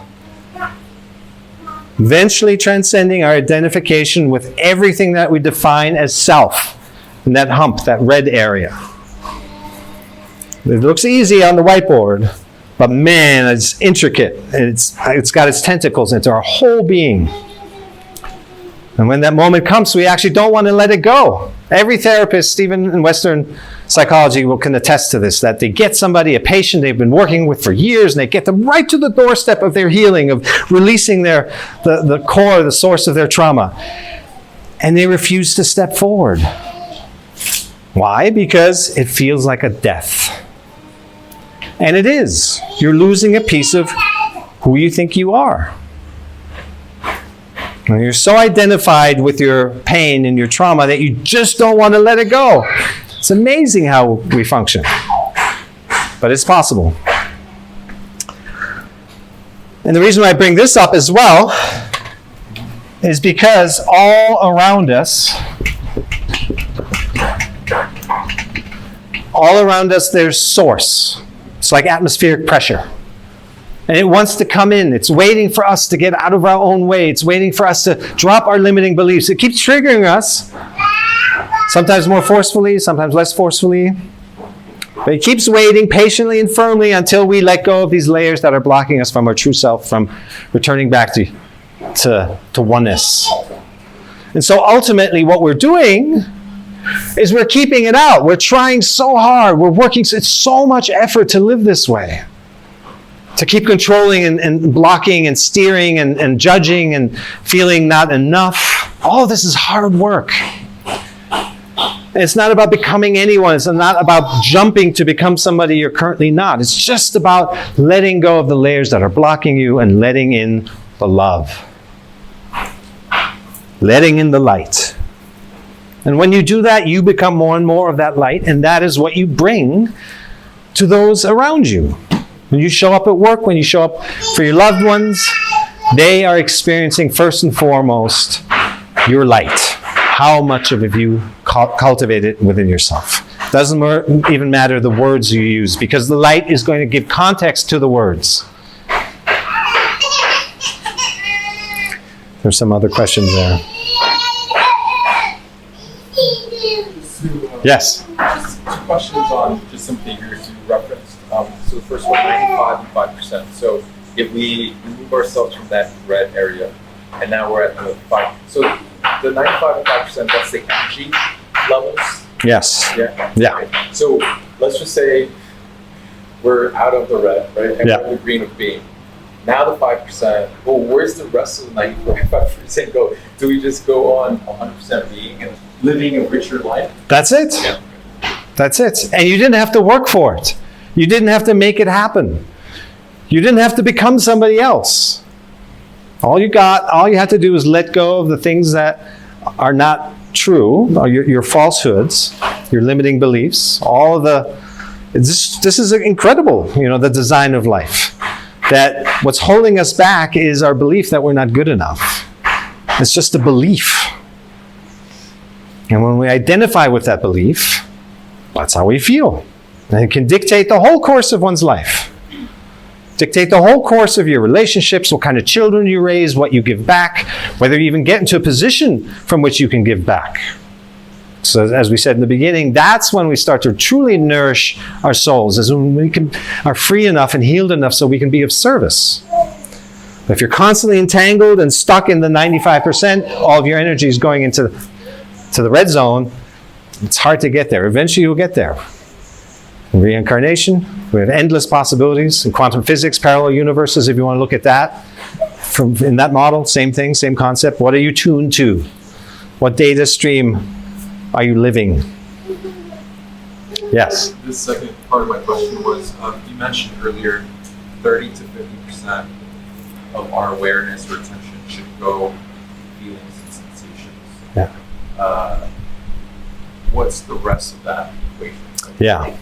It's interesting that you phrase it that way. So 30 to 50% of our attention should always be with our body. Typically, people might ask aren't I supposed to give all of my attention to my friend or all my attention to driving? We can give our attention to many things.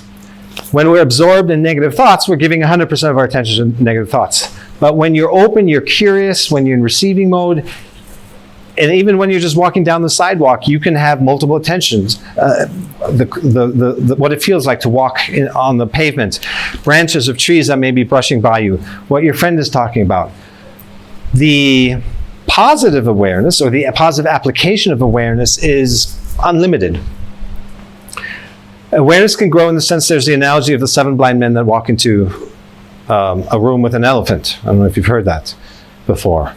And one walks in and grabs the tail, and one grabs the trunk, and one grabs the leg, and this is the first time they've ever experienced an elephant, so the first person thinks, oh, an elephant is a bottle of brush plants, and the next one thinks, oh, it's this wiggly thing, and the next one thinks it's a tree stump.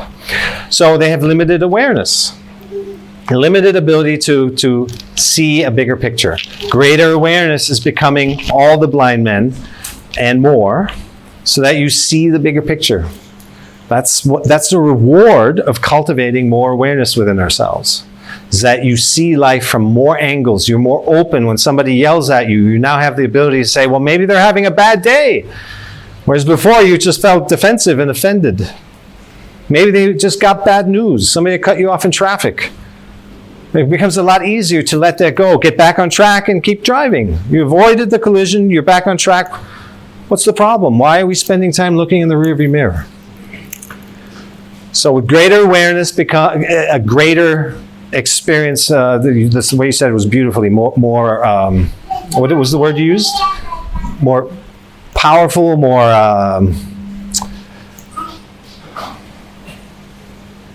flavorful. Use a word like that. So yes. I guess for the shouldn't we strive to be 100% in tune with our feelings and sensations? Because I'm assuming you're saying this at every moment, right? In any interaction, as we're speaking right now. Should I be like listening to you, but also being aware of my sensations, my feelings? Yes. Yeah. Yes. As you're asking the question, I'm feeling my body to give me the intelligence to understand where you're coming from. So that I'm not just hearing what you're saying and using my definition of the words in my head to kind of put some sense to it. It's going to lead to a lot of misunderstanding very quickly. But rather that I'm tuning into you and I have that my antenna is well versed enough to really feel your motivation, where you're coming from, the way you use the words, reading between the lines. There's many different ways to articulate that. And that's what's guiding me, and that's what's guiding my answer. So less mind, more. Yes. Yes. Yeah, exactly. Yes.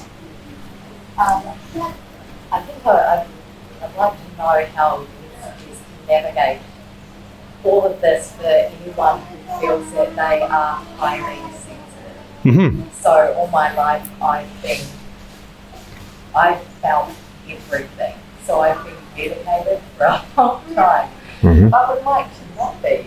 And I know you mentioned in your CV of change that you've experienced depression and isolation. Yes. And like I'd like to go on a journey where I'm no longer on antidepressants or ADHD medication so that I can full acceptance of myself. But the thought of feeling all the feelings as I Yeah. So being an HSP, highly sensitive person, the West likes to frame it as a disease or a condition or a problem. It's a gift. It's an incredible gift. And you meet more and more people here that have recognized that that's a gift. They're able to communicate with souls. They're able to feel feelings, to feel what the birds are saying. I've been conditioned by my Yeah. that I'm too sensitive. Yeah. Yeah. We get conditioned in so many crazy ways. We're too sensitive. We're playing by ourselves. The teachers come running right away. Go play with the other kids. It's not normal to be alone. I remember going to a restaurant for the first time. I was in relationships always with friends, but for the first time I was in my early 30s when I went to a restaurant by myself. And I even sat at the counter where people who are by themselves are supposed to go and eat. And I felt such shame. What are people thinking of me? That I don't have friends? Am I antisocial? Am I weird? I was like, where is this coming from? It's crazy how deep this stuff is in us. There's a capacity that we grow in our awareness, in our spiritual awareness, that initially we might feel some of those sensations as overwhelming. And I think HSP, highly sensitive people, are just a version of that, an intense version of that, that you can learn to grow the capacity to handle those sensations, the electricity of that, essentially. In the beginning, it's crazy making when you go through dark night of the soul. I mean, you're having experiences that are just so beyond your capacity. There's different states of meditation that you might slip into. Even Kundalini awakening, all these practices will take you into a state where you recognize my system, my electrical system is not able to handle this intensity just yet. But with practice, you can. You grow the capacity, like a capacitor. You can only handle so much electricity in the beginning, but if you grow your ability to handle that, I work with people all the time. They have shooting energies of this and that. Some are born with it, others, it comes out in different ways. But ultimately, it's a sign that this is guiding you towards a higher realm of consciousness. Yeah. So it's a beautiful gift to have. Yeah. Yes. Can you say more about limiting beliefs and how to actually destroy them or something? If the normal things like Byron Katie, focusing on positive affirmations, everything doesn't work, Yeah. was still kind of caught up. So did you say how to destroy negative beliefs? Yeah, I don't know, but if it is destroying or something. Yeah. Or I would say most of the things which have been offered to me, like Byron Katie, affirmations, focusing even on the positive, there's still in my system, it's like sometimes a hammering. I can't get it off. Yeah. So I don't know how to actually you and kind of transform it. Because Yeah. as you said, Yeah. it's kind of, this negative belief kind of leads your life. Yeah. Or Yeah. dictates how it's how Yes. it is. So, Mhm. yeah. Great question. So I have, I think, 3 pieces that I can pick out to respond to. The positive affirmations, that never worked for me either. The part of Byron Katie's teachings that does work is the 6 questions. Is this true? Is it really true? Who would I be if it was true or wasn't true? And you turn around, you're basically out thinking the mind or out-minding the mind, poking holes into its own logic, and then it quickly dissipates. So she created a very effective system. Everyone I know that's taken her program continues to do the worksheets and all that. So, but if the positive affirmations don't work for you, that's okay. There's many different modalities to choose from. The next piece, the most important piece, is to not resist the negative thoughts. That's essentially what's happening here. Negative thought comes along and we judge it. We resist it. I shouldn't be thinking this. I don't want to be feeling this. And that's feeding it. That's giving it fuel. That's keeping it stuck longer. So finding a way, how do you come out of that resistance to the negative thought, is to observe the sensation. That's what the Buddha brought to us. I actually rediscovered. I've been around before. And you mean the sensation that comes from the negative? Yes. Actually, the negative belief rises my sensation. Exactly. Every thought has a sensation attached to it. That's how we know it's a positive thought or a negative thought. And some are just stronger, and especially strong negative thoughts that keep coming back and recurring. Look for where you feel it in your body, maybe in your solar plexus area, and then learn to observe that, sit with that. There was somebody I had already done so much work in my life, and I thought nothing can trigger me anymore. There was somebody in my apartment building, part of the HOA association, that I had to meet with every week, who triggered me like there was no tomorrow. Despite all my training, this guy was the devil. I was convinced he was the devil. And I would have to set aside an hour to block it off on my calendar after these meetings so that I could sit with the sensation of my triggered feelings and just release. And it took quite a while. It took at least half a year of doing that. And then slowly, the recognition crept up that he wasn't the devil. He was my teacher. And when you can shift your thinking, because before I was just too reactive to have space for that, right? When you're in here, it's a dark place, it's a small place. But the closer you come, the more perspective you get, your question earlier, that you suddenly see, oh, this is happening because I'm judging him, or I disagree with him, or he represents a dark spot in my past, something that I'd been denying, many different reasons why you feel triggered. Again, this is how life is designed. It's triggering us because it wants us to grow, wants us to come out of our suffering, wants us to live in light, live in ease, live in flow. That's the design. Yes. So basically, we've just got to lean into the things we don't like or feel like. They bring up the anxiety, or bring up the fear, or bring up the positive feelings. Yeah. Got to lean into it. Yeah. Or face it. Yes. The longer we react to our feelings, the more we push them down, the more they grow, and especially this idea grows that we don't realize the distinction between our feeling and our reaction to our feeling. We think there's a long time. I thought this was just my experience. This whole thing is how I experience life. That's the feeling. Till I understood that there's the physical sensation of a feeling and then my mental reaction to it. So it's tough at first, but once you get this piece, then it creates the ability to differentiate between your reaction to things and then the actual feeling of things. But until you get there, this idea can grow like, oh my God, it's the hardest thing to feel my feelings. I'm going to be so overwhelmed. I'm going to be so triggered. It's so scary. I just can't go there. I know many people that hear this, even in my circle of friends, where like, I just don't want to open that can of worms. Eventually they will have to, because that can of worms is creating all kinds of havoc and chaos in their life. You can keep doing that for a while, but at some point you'll be fed up with it.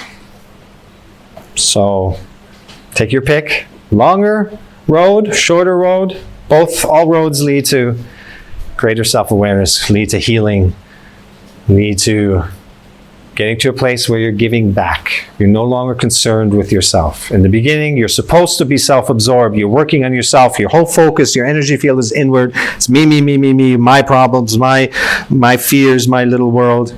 And as you work through those layers and release that, it starts to open up. People come to you. They see something in you that you've overcome. They want your advice. They want your help. You can't help but become a healing force for the world once you heal yourself. And then that pulls you into the realm of, well, what are you good at? What are you an expert at? And as we talked about, it's the stuff you overcame. It's the stuff you struggled with. That's your purpose. And it's shaping and it's taking form every day. And the things that annoy us and the things that challenge us, the things that are forcing us to come out of our comfort zones, that's the contrast that's building. Most of the things we experience don't resonate, pointing us to the things that do. And we have to be open to everything, the full spectrum, in order to find the path that is destined for us.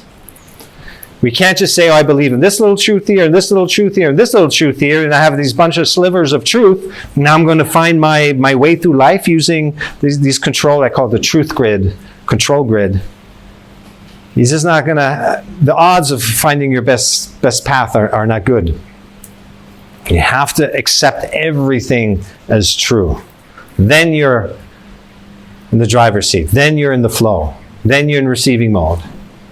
And then really true and false falls by the wayside.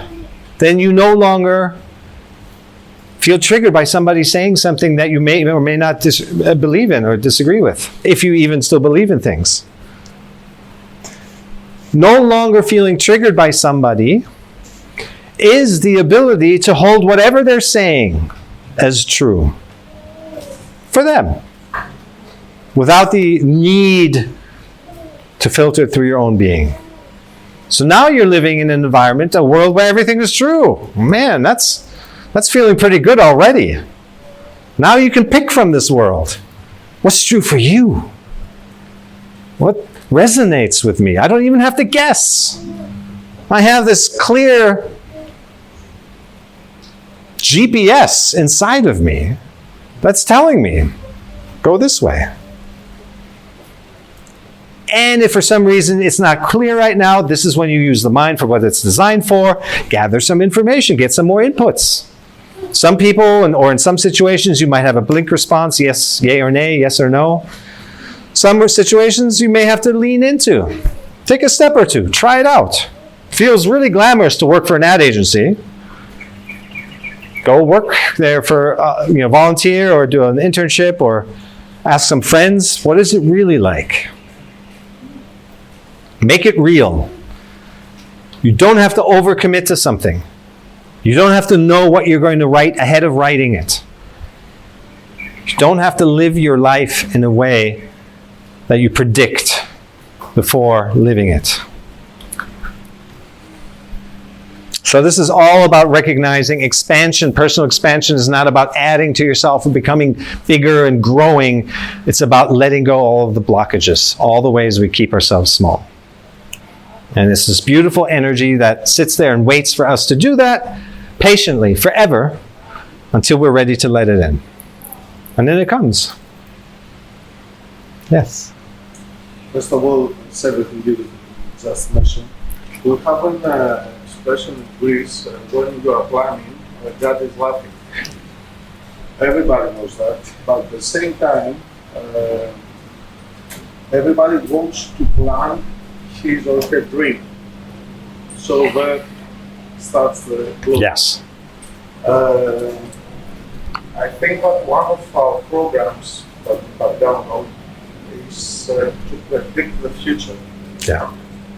So for me, it's how we erase this program because we are searching the right prediction with safety.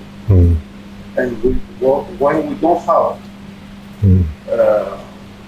the results of this, we don't know how to react. Yeah. Yes.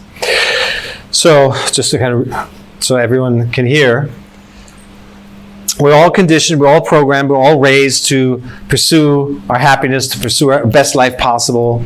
I did mention earlier, one of my quotes is in, I think my first book is, at the beginning of our journey, we get upset because life is getting away in the life we imagine. Towards the later stages of our journey, of our awareness journey, we recognize that we can't imagine our best life. So with greater awareness, you start to recognize these universal truths that you can't know what's right or wrong. It's a complete fallacy. Everyone here has examples in their lives where something that turned, at first was awesome. It was you landed a job and it's on paper it looks great and this is going to be, a big change in my life, and then 6 months later you're miserable, working late hours. It's a toxic environment, you hate your life. Similarly, we all have experiences in our lives where something that seemed terrible then later on turned out to be a blessing. And you can take this even more into the absurd and say that brushing your teeth for an extra 5 seconds 10 years ago impacts when you cross the street 10 years from now, and whether you get hit by a truck or not. Intentionally absurd, but it's meant to demonstrate that we can't know what's good, what's bad, what's right, what's wrong. It's just how the mind, if we task it with planning and navigating for us, it's how it operates, by comparison, by making blanket statements, by judgment.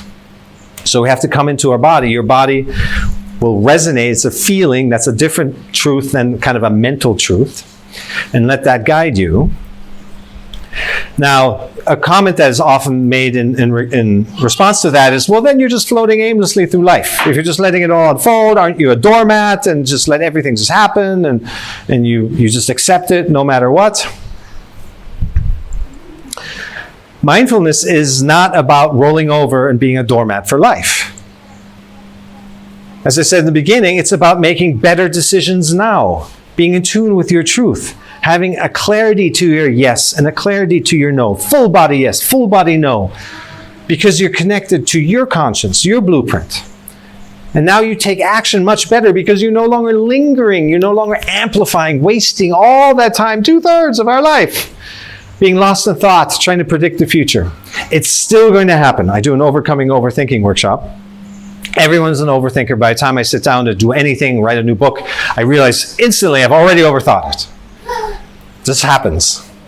So be gentle with yourself, give yourself a break. It's okay, you have some plans. As long as you come back to your awareness of like, I'm controlling again, I'm steering again.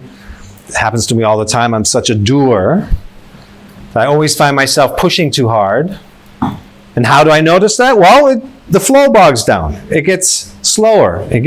I start laboring over words. And once you know what it feels like, flow versus stuckness versus control, then you can recognize that. You notice it sooner, and then you can do something to change it. Go for a walk, clear the energy, focus on your breath, reground yourself. I'm going to do a quick meditation now. So noticing that you're clinging to an outcome, to some goal, it's okay that you created it. Again, it's actually okay because you need a starting point. We just need a starting point in everything we do. That will get you off the couch. But then be flexible enough, be open enough to see all the different opportunities, the different paths that show themselves. Everyone here arrived here not because of the straight line that your life took, but because of all the twists and turns and trials and tribulations. And somehow you landed here. It cultivated in each and every one of us a certain frequency that is aligned with the topic of this course, with this geographic location, with each other, for us to be here right now. That's beautiful. It's a symphony. It's like we're trying to shut down the symphony when we're controlling and predicting and then getting upset that it's happening differently than we think. We just want our one instrument to play. And yet we have this whole orchestra in front of us that we're living through.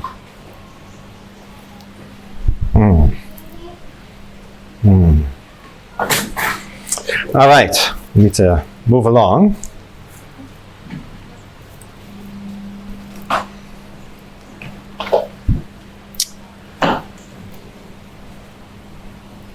Impermanence, we've talked on that, but I'll just refresh that real quickly.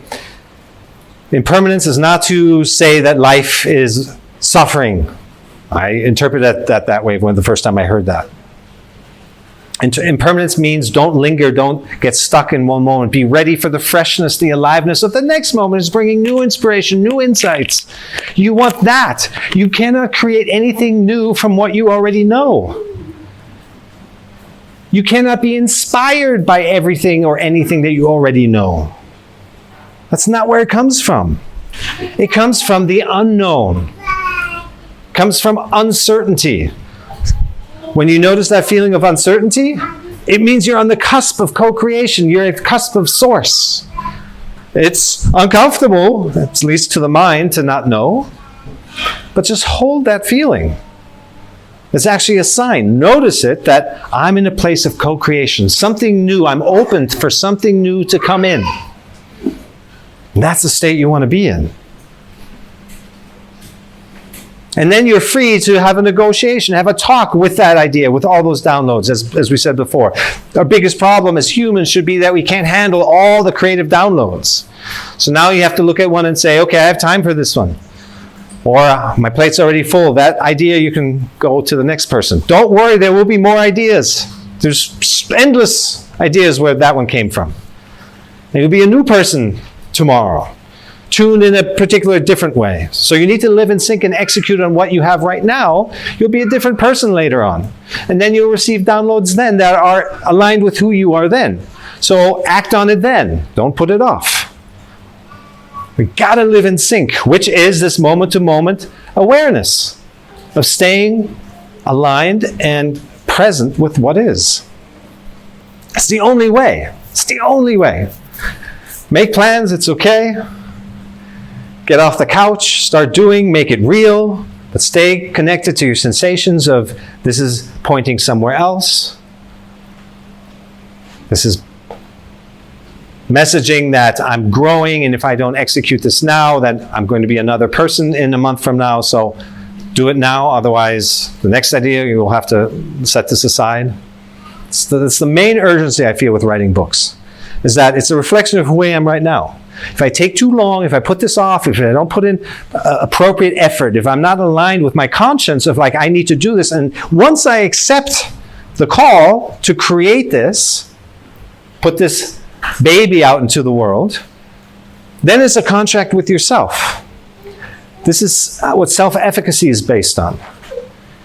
Everything you promise you say you'll do, doesn't matter if it's your employer, doesn't matter if it's your partner, is a contract ultimately with yourself. Are you going to keep your word or not? How does it feel when you keep saying you're going to do something and then you don't do it? Doesn't feel good.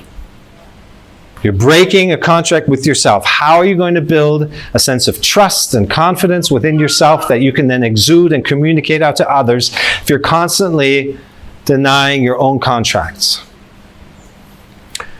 There's a correlation here with achievable goals, which we'll get to in just a moment. We have control over what we say yes or no to. We have full control over the entire course of our life, in fact. We just need a couple tools, a couple tricks to align ourselves with our feelings, our sensations, notice the symptoms of misalignment, and then have a toolbox so that we can get back on track.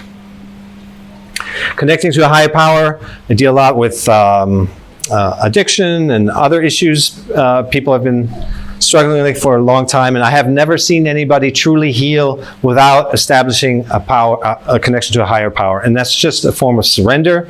If you think that it's all up to you, that you have to like figure everything out and you have to heal yourself and you have to like live this life all on your own, that's a deep, deep-seated loneliness. It's a deep-seated sense of pressure. So you're going to have to let go of some of that in order, if you really want to come out of maintenance, right? Even if you maintain things, if you really want to rise above and leave stuff behind, you have to connect to a higher power. Okay. Positive reframe. Pick a key event in your life that impacted you negatively, that you think impacted you negatively. Describe what happened and how it made you feel. And whenever a sensation arises in your body, notice where you feel it. Stay with it until it subsides and then continue writing. We're just going to do it in 5 minutes. You don't have to reach any state of completion. Just practice the connecting of the words to your body, to your sensations, away from mind and towards body. We'll do that for 5 minutes. All right. This is the work.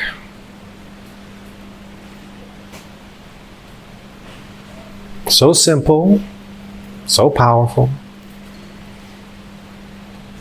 We just got to make time. For most of us, the time has come. Most likely as a result of life not happening the way we wanted it to. Most likely as a result of suffering, trudging through our week, maybe achieving the job title or the salary or the family or the house, everything we thought would make us happy. And then it was happy for a moment, but it was temporary happiness. So seeking ourselves in the external is temporary happiness. And the reason we can't find ourselves in that temporary happiness is because we're not temporary. Deep down, we are permanent. So we can't find ourselves in the fleetingness. All right. We're going to skip the sharing. In the interest of time. Letting go of control. So these are all the things that get in the way of truly connecting with our authentic self, our authentic core. The control that we are constantly living from. You talked about resistance. We talked about the mind comparing itself constantly, judging, running everything we hear, see, taste, touch, smell, and feel through a filter of right and wrong, true or false. Our expectations get in the way. We compare what is happening to what we think should be happening, and then we get upset when the two don't match, and they never do. It's a form of madness. And that drives us to a point where there must be a better way. So it's okay. There's no reason ever to look back on your life and say, I should have done differently. No reason. Projections, again, planning. Even disappointment, victimhood are forms of control. In the lower levels of consciousness, you get stuck in victimhood. I was once stuck in victimhood deeply. Felt like there was nowhere on the planet that I could call home. But we can find a way out of it. People pleasing, also a common form of control. You're going to be the one that sends that email at midnight just to show you're a team player. Make everyone happy, even though you know your plate is full. All the avoidance behaviors and distractions. We all know what this stuff is. You just have to reach a level of awareness where it gets to a point where I can no longer turn a blind eye. Hopefully that's before you hit rock bottom. But for many, it is when you hit rock bottom. Something bad happens. And then that bad thing wakes you up, gives you a jolt. So that's okay too. Some of the greatest minds, Zen masters, hit rock bottom. Byron Katie hit rock bottom. She had a cockroach running over her face as she was lying on the kitchen floor. And that was the turning point. Beliefs. Wow. We are mired in beliefs. Whole truth structure that anything we experience, we compare to what we already believe. When you look at voting maps, you can see that everything is clustered. People that believe a certain thing are all clustered together because we only seek what we already believe in. It's a comfort zone. But with more awareness, we can listen to different opinions, other views, and not feel triggered. Actually stay on the side of the experience the other person is seeking to have. Wow, they really love their God. Wow, they really believe this, the science of it. Whatever it is, support them in that. Your resistance is going to lead to nothing, animosity. But your support of that will help them move forward. That's a temporary belief. All beliefs are essentially limiting beliefs. The way you support others in moving through their life is to support their beliefs. Don't want them to be somebody you're not, because by having judgmental thoughts, you're first and foremost hurting yourself. Mindfulness is extremely selfish. It's saying, I'm not polite to you because I want to be nice to you or I want to feel good about myself. I'm polite to you because being impolite hurts me. And we shouldn't hurt ourselves. And when we get to a place where I love myself so much that I can't help but love you and you and you and you and you. It's all always a projection of self. You're experiencing yourself in everyone and everywhere you go. And that also means your happiness is not only achievable, depends on you, but your happiness is 100% your responsibility. No one is going to come and save you. No knight in shining armor. No one's going to do the work for you. No one can. If you've ever wondered why greater consciousness hasn't taken hold, nothing I'm saying hasn't been around for thousands of years. Why aren't there more conscious, more aware people running around on the planet? Well, everyone has to walk their path and realize their truth for themselves. They have to feel it, the third stage of wisdom. Exposing yourself, intellectually getting it, but then integrating, doing the work.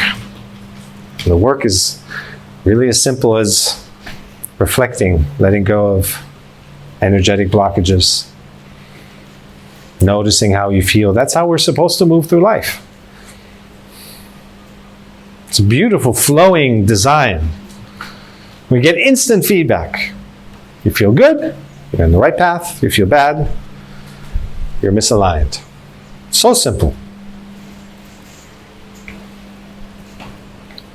Symptoms of control, I love some of these. We talked about overthinking, analysis paralysis, one of my favorite words. Choice overload, like I mentioned, you can go find out very quickly how quickly the mind gets overwhelmed. Just try to choose between a handful of things. Companies that offer lots of stock options have very little buy-in. Companies that offer very few stock options, everyone participates. Feeling lost and disconnected, feeling very small because we're following the red line. We're identified with thoughts, with control. We need to steer our way through life. Frustration, feeling uninspired, self-doubt. All of these things are symptoms. You're not the problem. None of us are. There's a symptom that you're tuned in a particular way. Possibly, most likely, you're thinking too much, you're overthinking, you're planning. You're in a state where something doesn't feel right. Somebody asked a few workshops ago, how do I know when I'm working and I'm in the flow and when I start overworking? And the answer similarly to you earlier is like, well, how does it feel? How does working and being in the flow and things are easy, they're just coming to you, answers are just popping and they're revealing themselves. How does that feel? Light and easy. And how does overworking feel? You're frustrated, you're banging your head on the wall, you're stuck. Just notice how you feel. The message is loud and clear. Anxiety, stress, chasing your happiness, chasing outcomes, sacrificing your experience, the journey of climbing the mountain. That's the reward. Taking a helicopter to the top is really thin. You get a little snapshot you can show on your social media and show off. You haven't grown one bit from that. There's nothing you've overcome. There's nothing that forced you to push deeper. The easy path is not the path of growth. feeling like you haven't arrived. It's another clear indicator. There's no place to get to from which you can start living. It's looking at where you are now and start accepting. Start looking at where are you in resistance to yourself. Now you're living. You're doing work. You're creating self-awareness. Where am I resisting myself? Let the absence of resistance guide your life.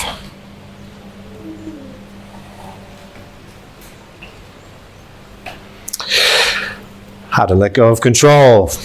Focus on what you can control. This gets more into very practical kind of mind hack territory. Focus on what you can control. Understand your need for control. Journaling is very simple. Set achievable goals, as I mentioned earlier. Super important, super powerful. My mom lived in Germany. She had triple bypass surgery. I was in California. She was so afraid of coming to see me. A big trip, all those people, all the stress. I said, Mom, let's start with folding your clothes, your favorite clothes. Does that feel light and easy? She said, yeah, I can do that. I can fold my clothes. All right. Now you're putting your clothes into your suitcase. Can you do that? Yeah, I can do that. That feels light and easy. Can you call my brother to take the suitcase to the stairs? Yeah, I can do that. We broke down the entire trip into light, easy, small steps, achievable goals. And before you knew it, she got on a plane and she came. First words off the flight was, that was so easy. So we're tricking our mind a little bit, but typically most of our stress and most of our overwhelm comes from biting off more than we can chew. We're thinking too much, getting to overthinking territory. We're thinking in too big of a step. We're wanting to jump to the result. The result is unimportant, I might even say. How you get there, how you navigate, how you respond. That's your life. That's living. That's where you feel your aliveness. That's where you see the aliveness in others. When you see the aliveness in others, you can only love. Brene Brown has a great saying, when you have animosity towards somebody, move in. Don't back off. You can only hate from afar. But if you move in and you feel your humanity, each other's energy, you cannot but love.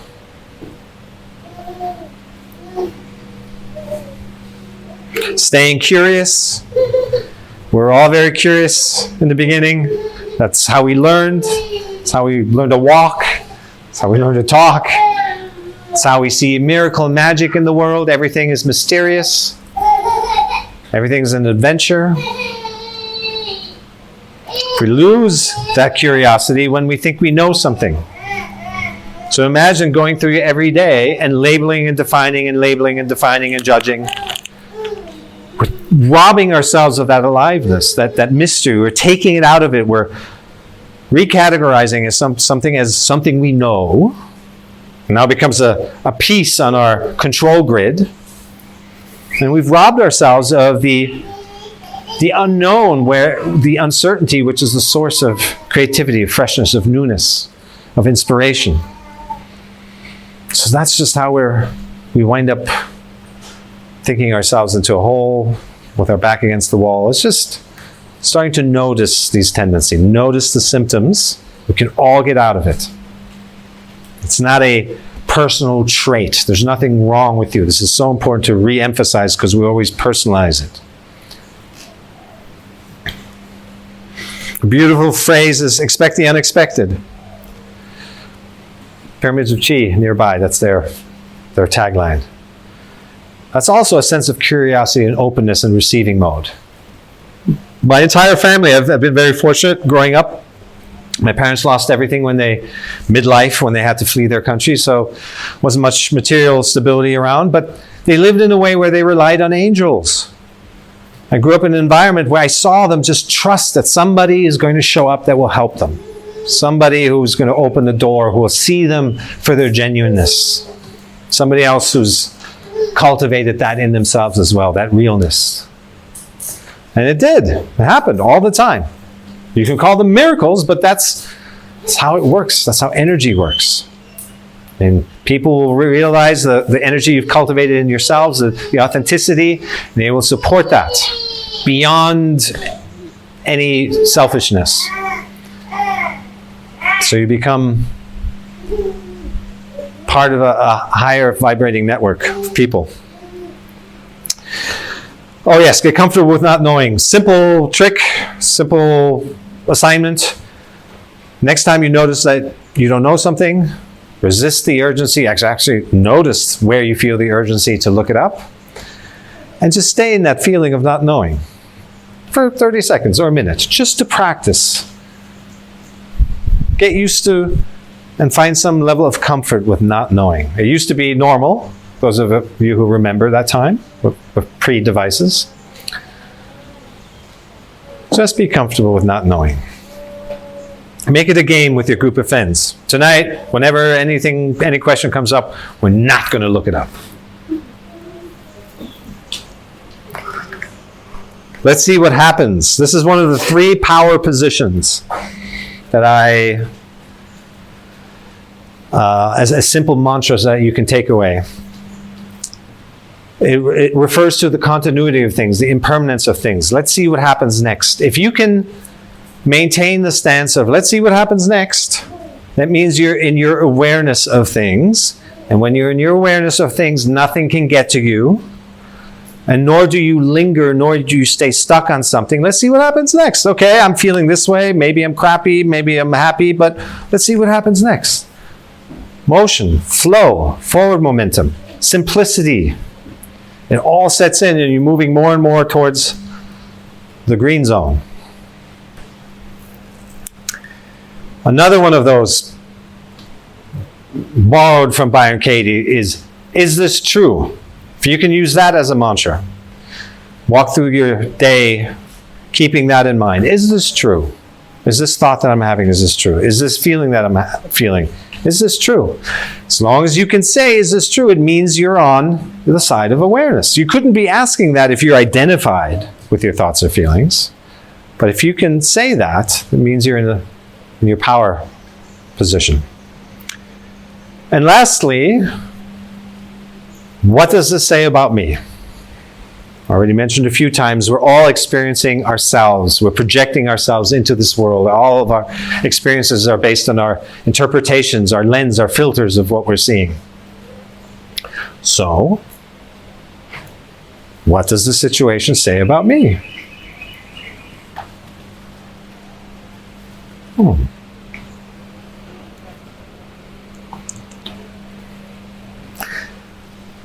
Okay, so we're going to do a quick reflective writing exercise. It doesn't even have to be, we'll do 3 minutes. Pick a situation in your life that feels overwhelming, or you feel fear, or you feel stuck and you don't know how to get going. And break it down into achievable goals, simple steps, something that you can 100% say, this I can achieve. I mentioned the example of my mom. Find the feeling, be connected to your sensation, build self-efficacy. This is a contract with yourself. Honor it. But set a goal that you know you can achieve. And then you start to learn where your baseline is. And then from there you can learn to expand. 3 minutes. All right.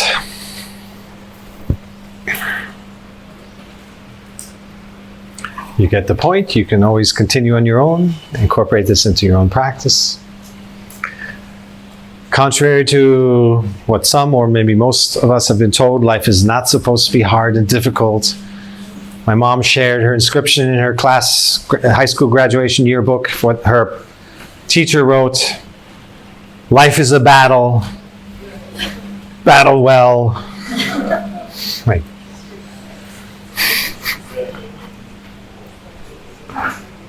We can't move forward forever willing ourselves, working our fingers to the bone. We're just wearing ourselves out. It's so obvious.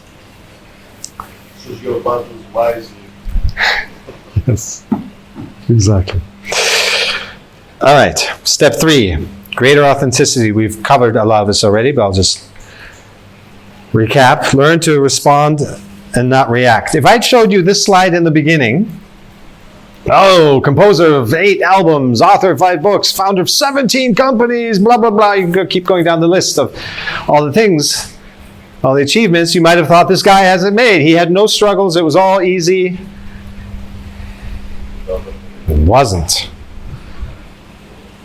But the time that I lingered on all those ups and downs that you saw earlier, the backdrop of all of this, behind the scenes, what was going on, that picture could look very differently in the output if I stayed stuck all the time.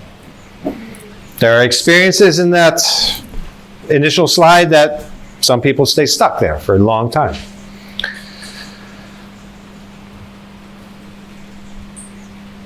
Or if I just showed you this slide of all my different transformations in my career. Oh, it looks so easy, it looks so successful. It's not how life goes.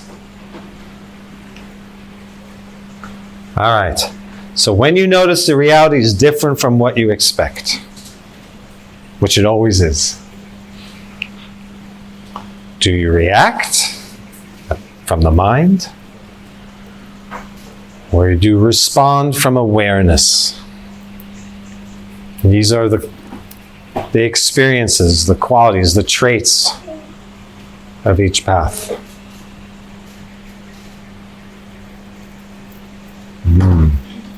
Listen, Yes. when you talk about, I get confused between mind and awareness because it's like it takes the mind or the brain to be aware. Well, there are. About the body, it's in between, but the body's referred to my interpretation of it. Yeah. It's the feeling. Yeah, it goes a little deeper than we want to go here. The scientific community thinks that the mind generates awareness. The spiritual community doesn't think that. Again, and there's many things we could argue about. I have the answer to, the whole Big Bang question, for example. If anyone wants to know, it's like a fun fact I like to throw out. And I've verified this with my friends at NASA and the European Space Administration. The answer to was there a Big Bang or not, or where do we all stem from and all that. And there's all this debate and there's all this back and forth from scientists and this discovery, and it's always changing all the time. The answer, according to me, is let go of the need to know. And you have it. But there's also an underlying foundation to that, is that I'm not concerned, and that's part of my teaching. I don't concern myself, and I recommend others do the same.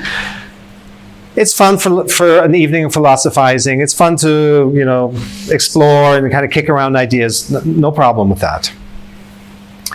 But if you're having blockages in your life, if there are things you're struggling with, if there are limiting beliefs in your life, that energy is probably better spent on releasing those and doing the inner work.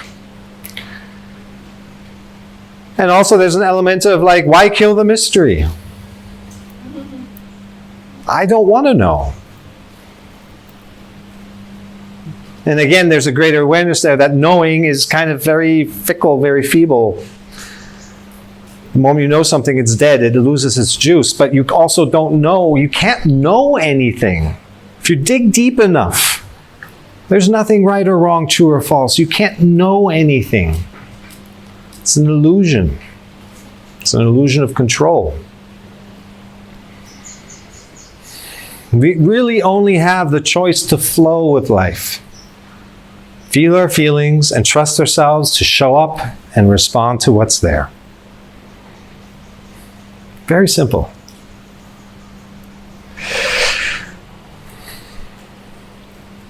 Practicing mindfulness, such as meditation. We'll do a meditation real quick. Breathwork, journaling, and grounding exercises. All the stuff that you're here for, you're already doing it. Lifestyle adjustments, very important. If I don't sleep well, the next day my meditation suffers, my teaching suffers, my writing suffers.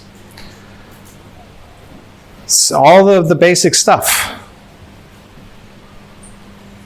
Productive rest. We don't have time to go into this here. It's its own workshop, in fact. But aligning your day with flow creating transitions between your activities where you can reset and stay engaged so you don't have to crash and numb out at the end and then have to climb back up to start being creative again. Everything can be creative when you're connected to it in the right way. That boring client meeting that you have every week, you don't have to let that drag you down and get absent-minded and start thinking.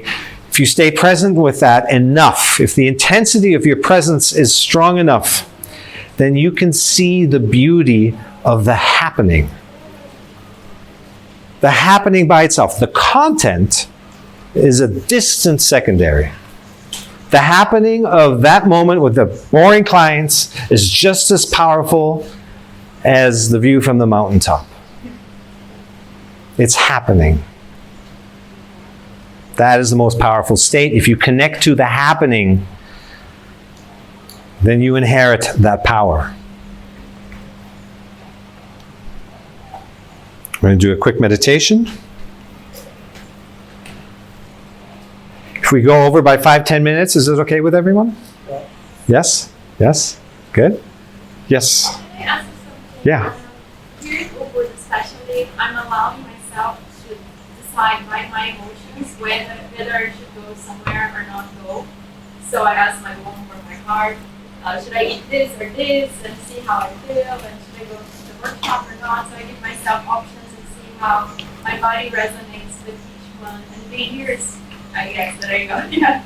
But sometimes for the same questions, I got different answers from my body. And it's hard to tune in and which one is right or wrong. Do you have any tips? The problem is with the idea that one is right or wrong. If you can make a decision based on however you feel, you made a decision. And whatever your subsequent experience would be, maybe this restaurant, the food wasn't so great. That was your experience. Maybe this food, this restaurant was great. That's also your experience. Experiencing is the key. Being true to your feelings, to the flow, to the emotions, letting things come and go. This provides a sense of aliveness. Right? And then you even, most of the time, the stories that we tell each other of our lives are the things that didn't go so well. Remember that time we booked that hotel over in, the Costa Rica, and it was just like rock music all night long. It's just, it initially may not have been so great, but these are kind of the memories that we then recount as like stuff that you experienced together that didn't go according to plan. So it's more important to connect to, I made a decision, I'm moving, and now I had this experience. You're rising above the value statement of the experience. You're connected to the happening. Something's happening. In the future, you'll know to avoid this restaurant. You even learn something from it. But no need to begrudge yourself, I made the wrong choice, and like, stupid me, why did I listen to my feelings? That guy at the workshop, he told me, Sirach, I'm never going back to his stuff again. Yes, all right. I'm going to do a 12-minute meditation. Thought awareness meditation. The important piece here is not how long can you keep your attention on your breath.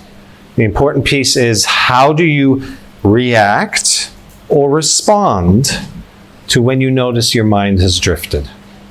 This is a microcosm of what happens all day long.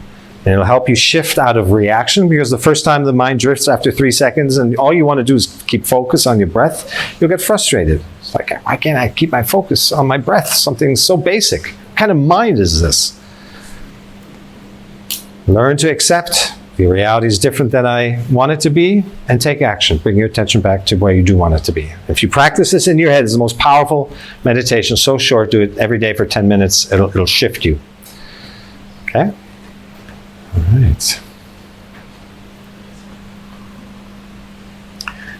There was a congressional hearing in the U.S. in the 70s where Ram Dass gave testimony. He'd done drugs and LSD hundreds and hundreds of times. And he said, in the end, after all that, all you need is this. Anapanasati, breath awareness.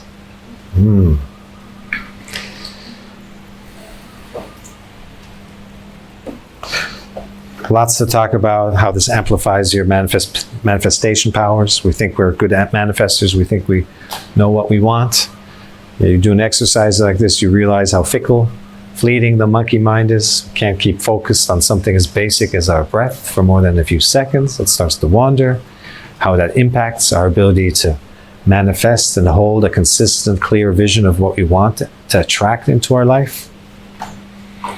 Wish I had 5 hours with all of you. Last step, greater awareness. This is the underlying principle of authenticity is self-awareness. That's what it is. The more aware you are, the more authentic you are.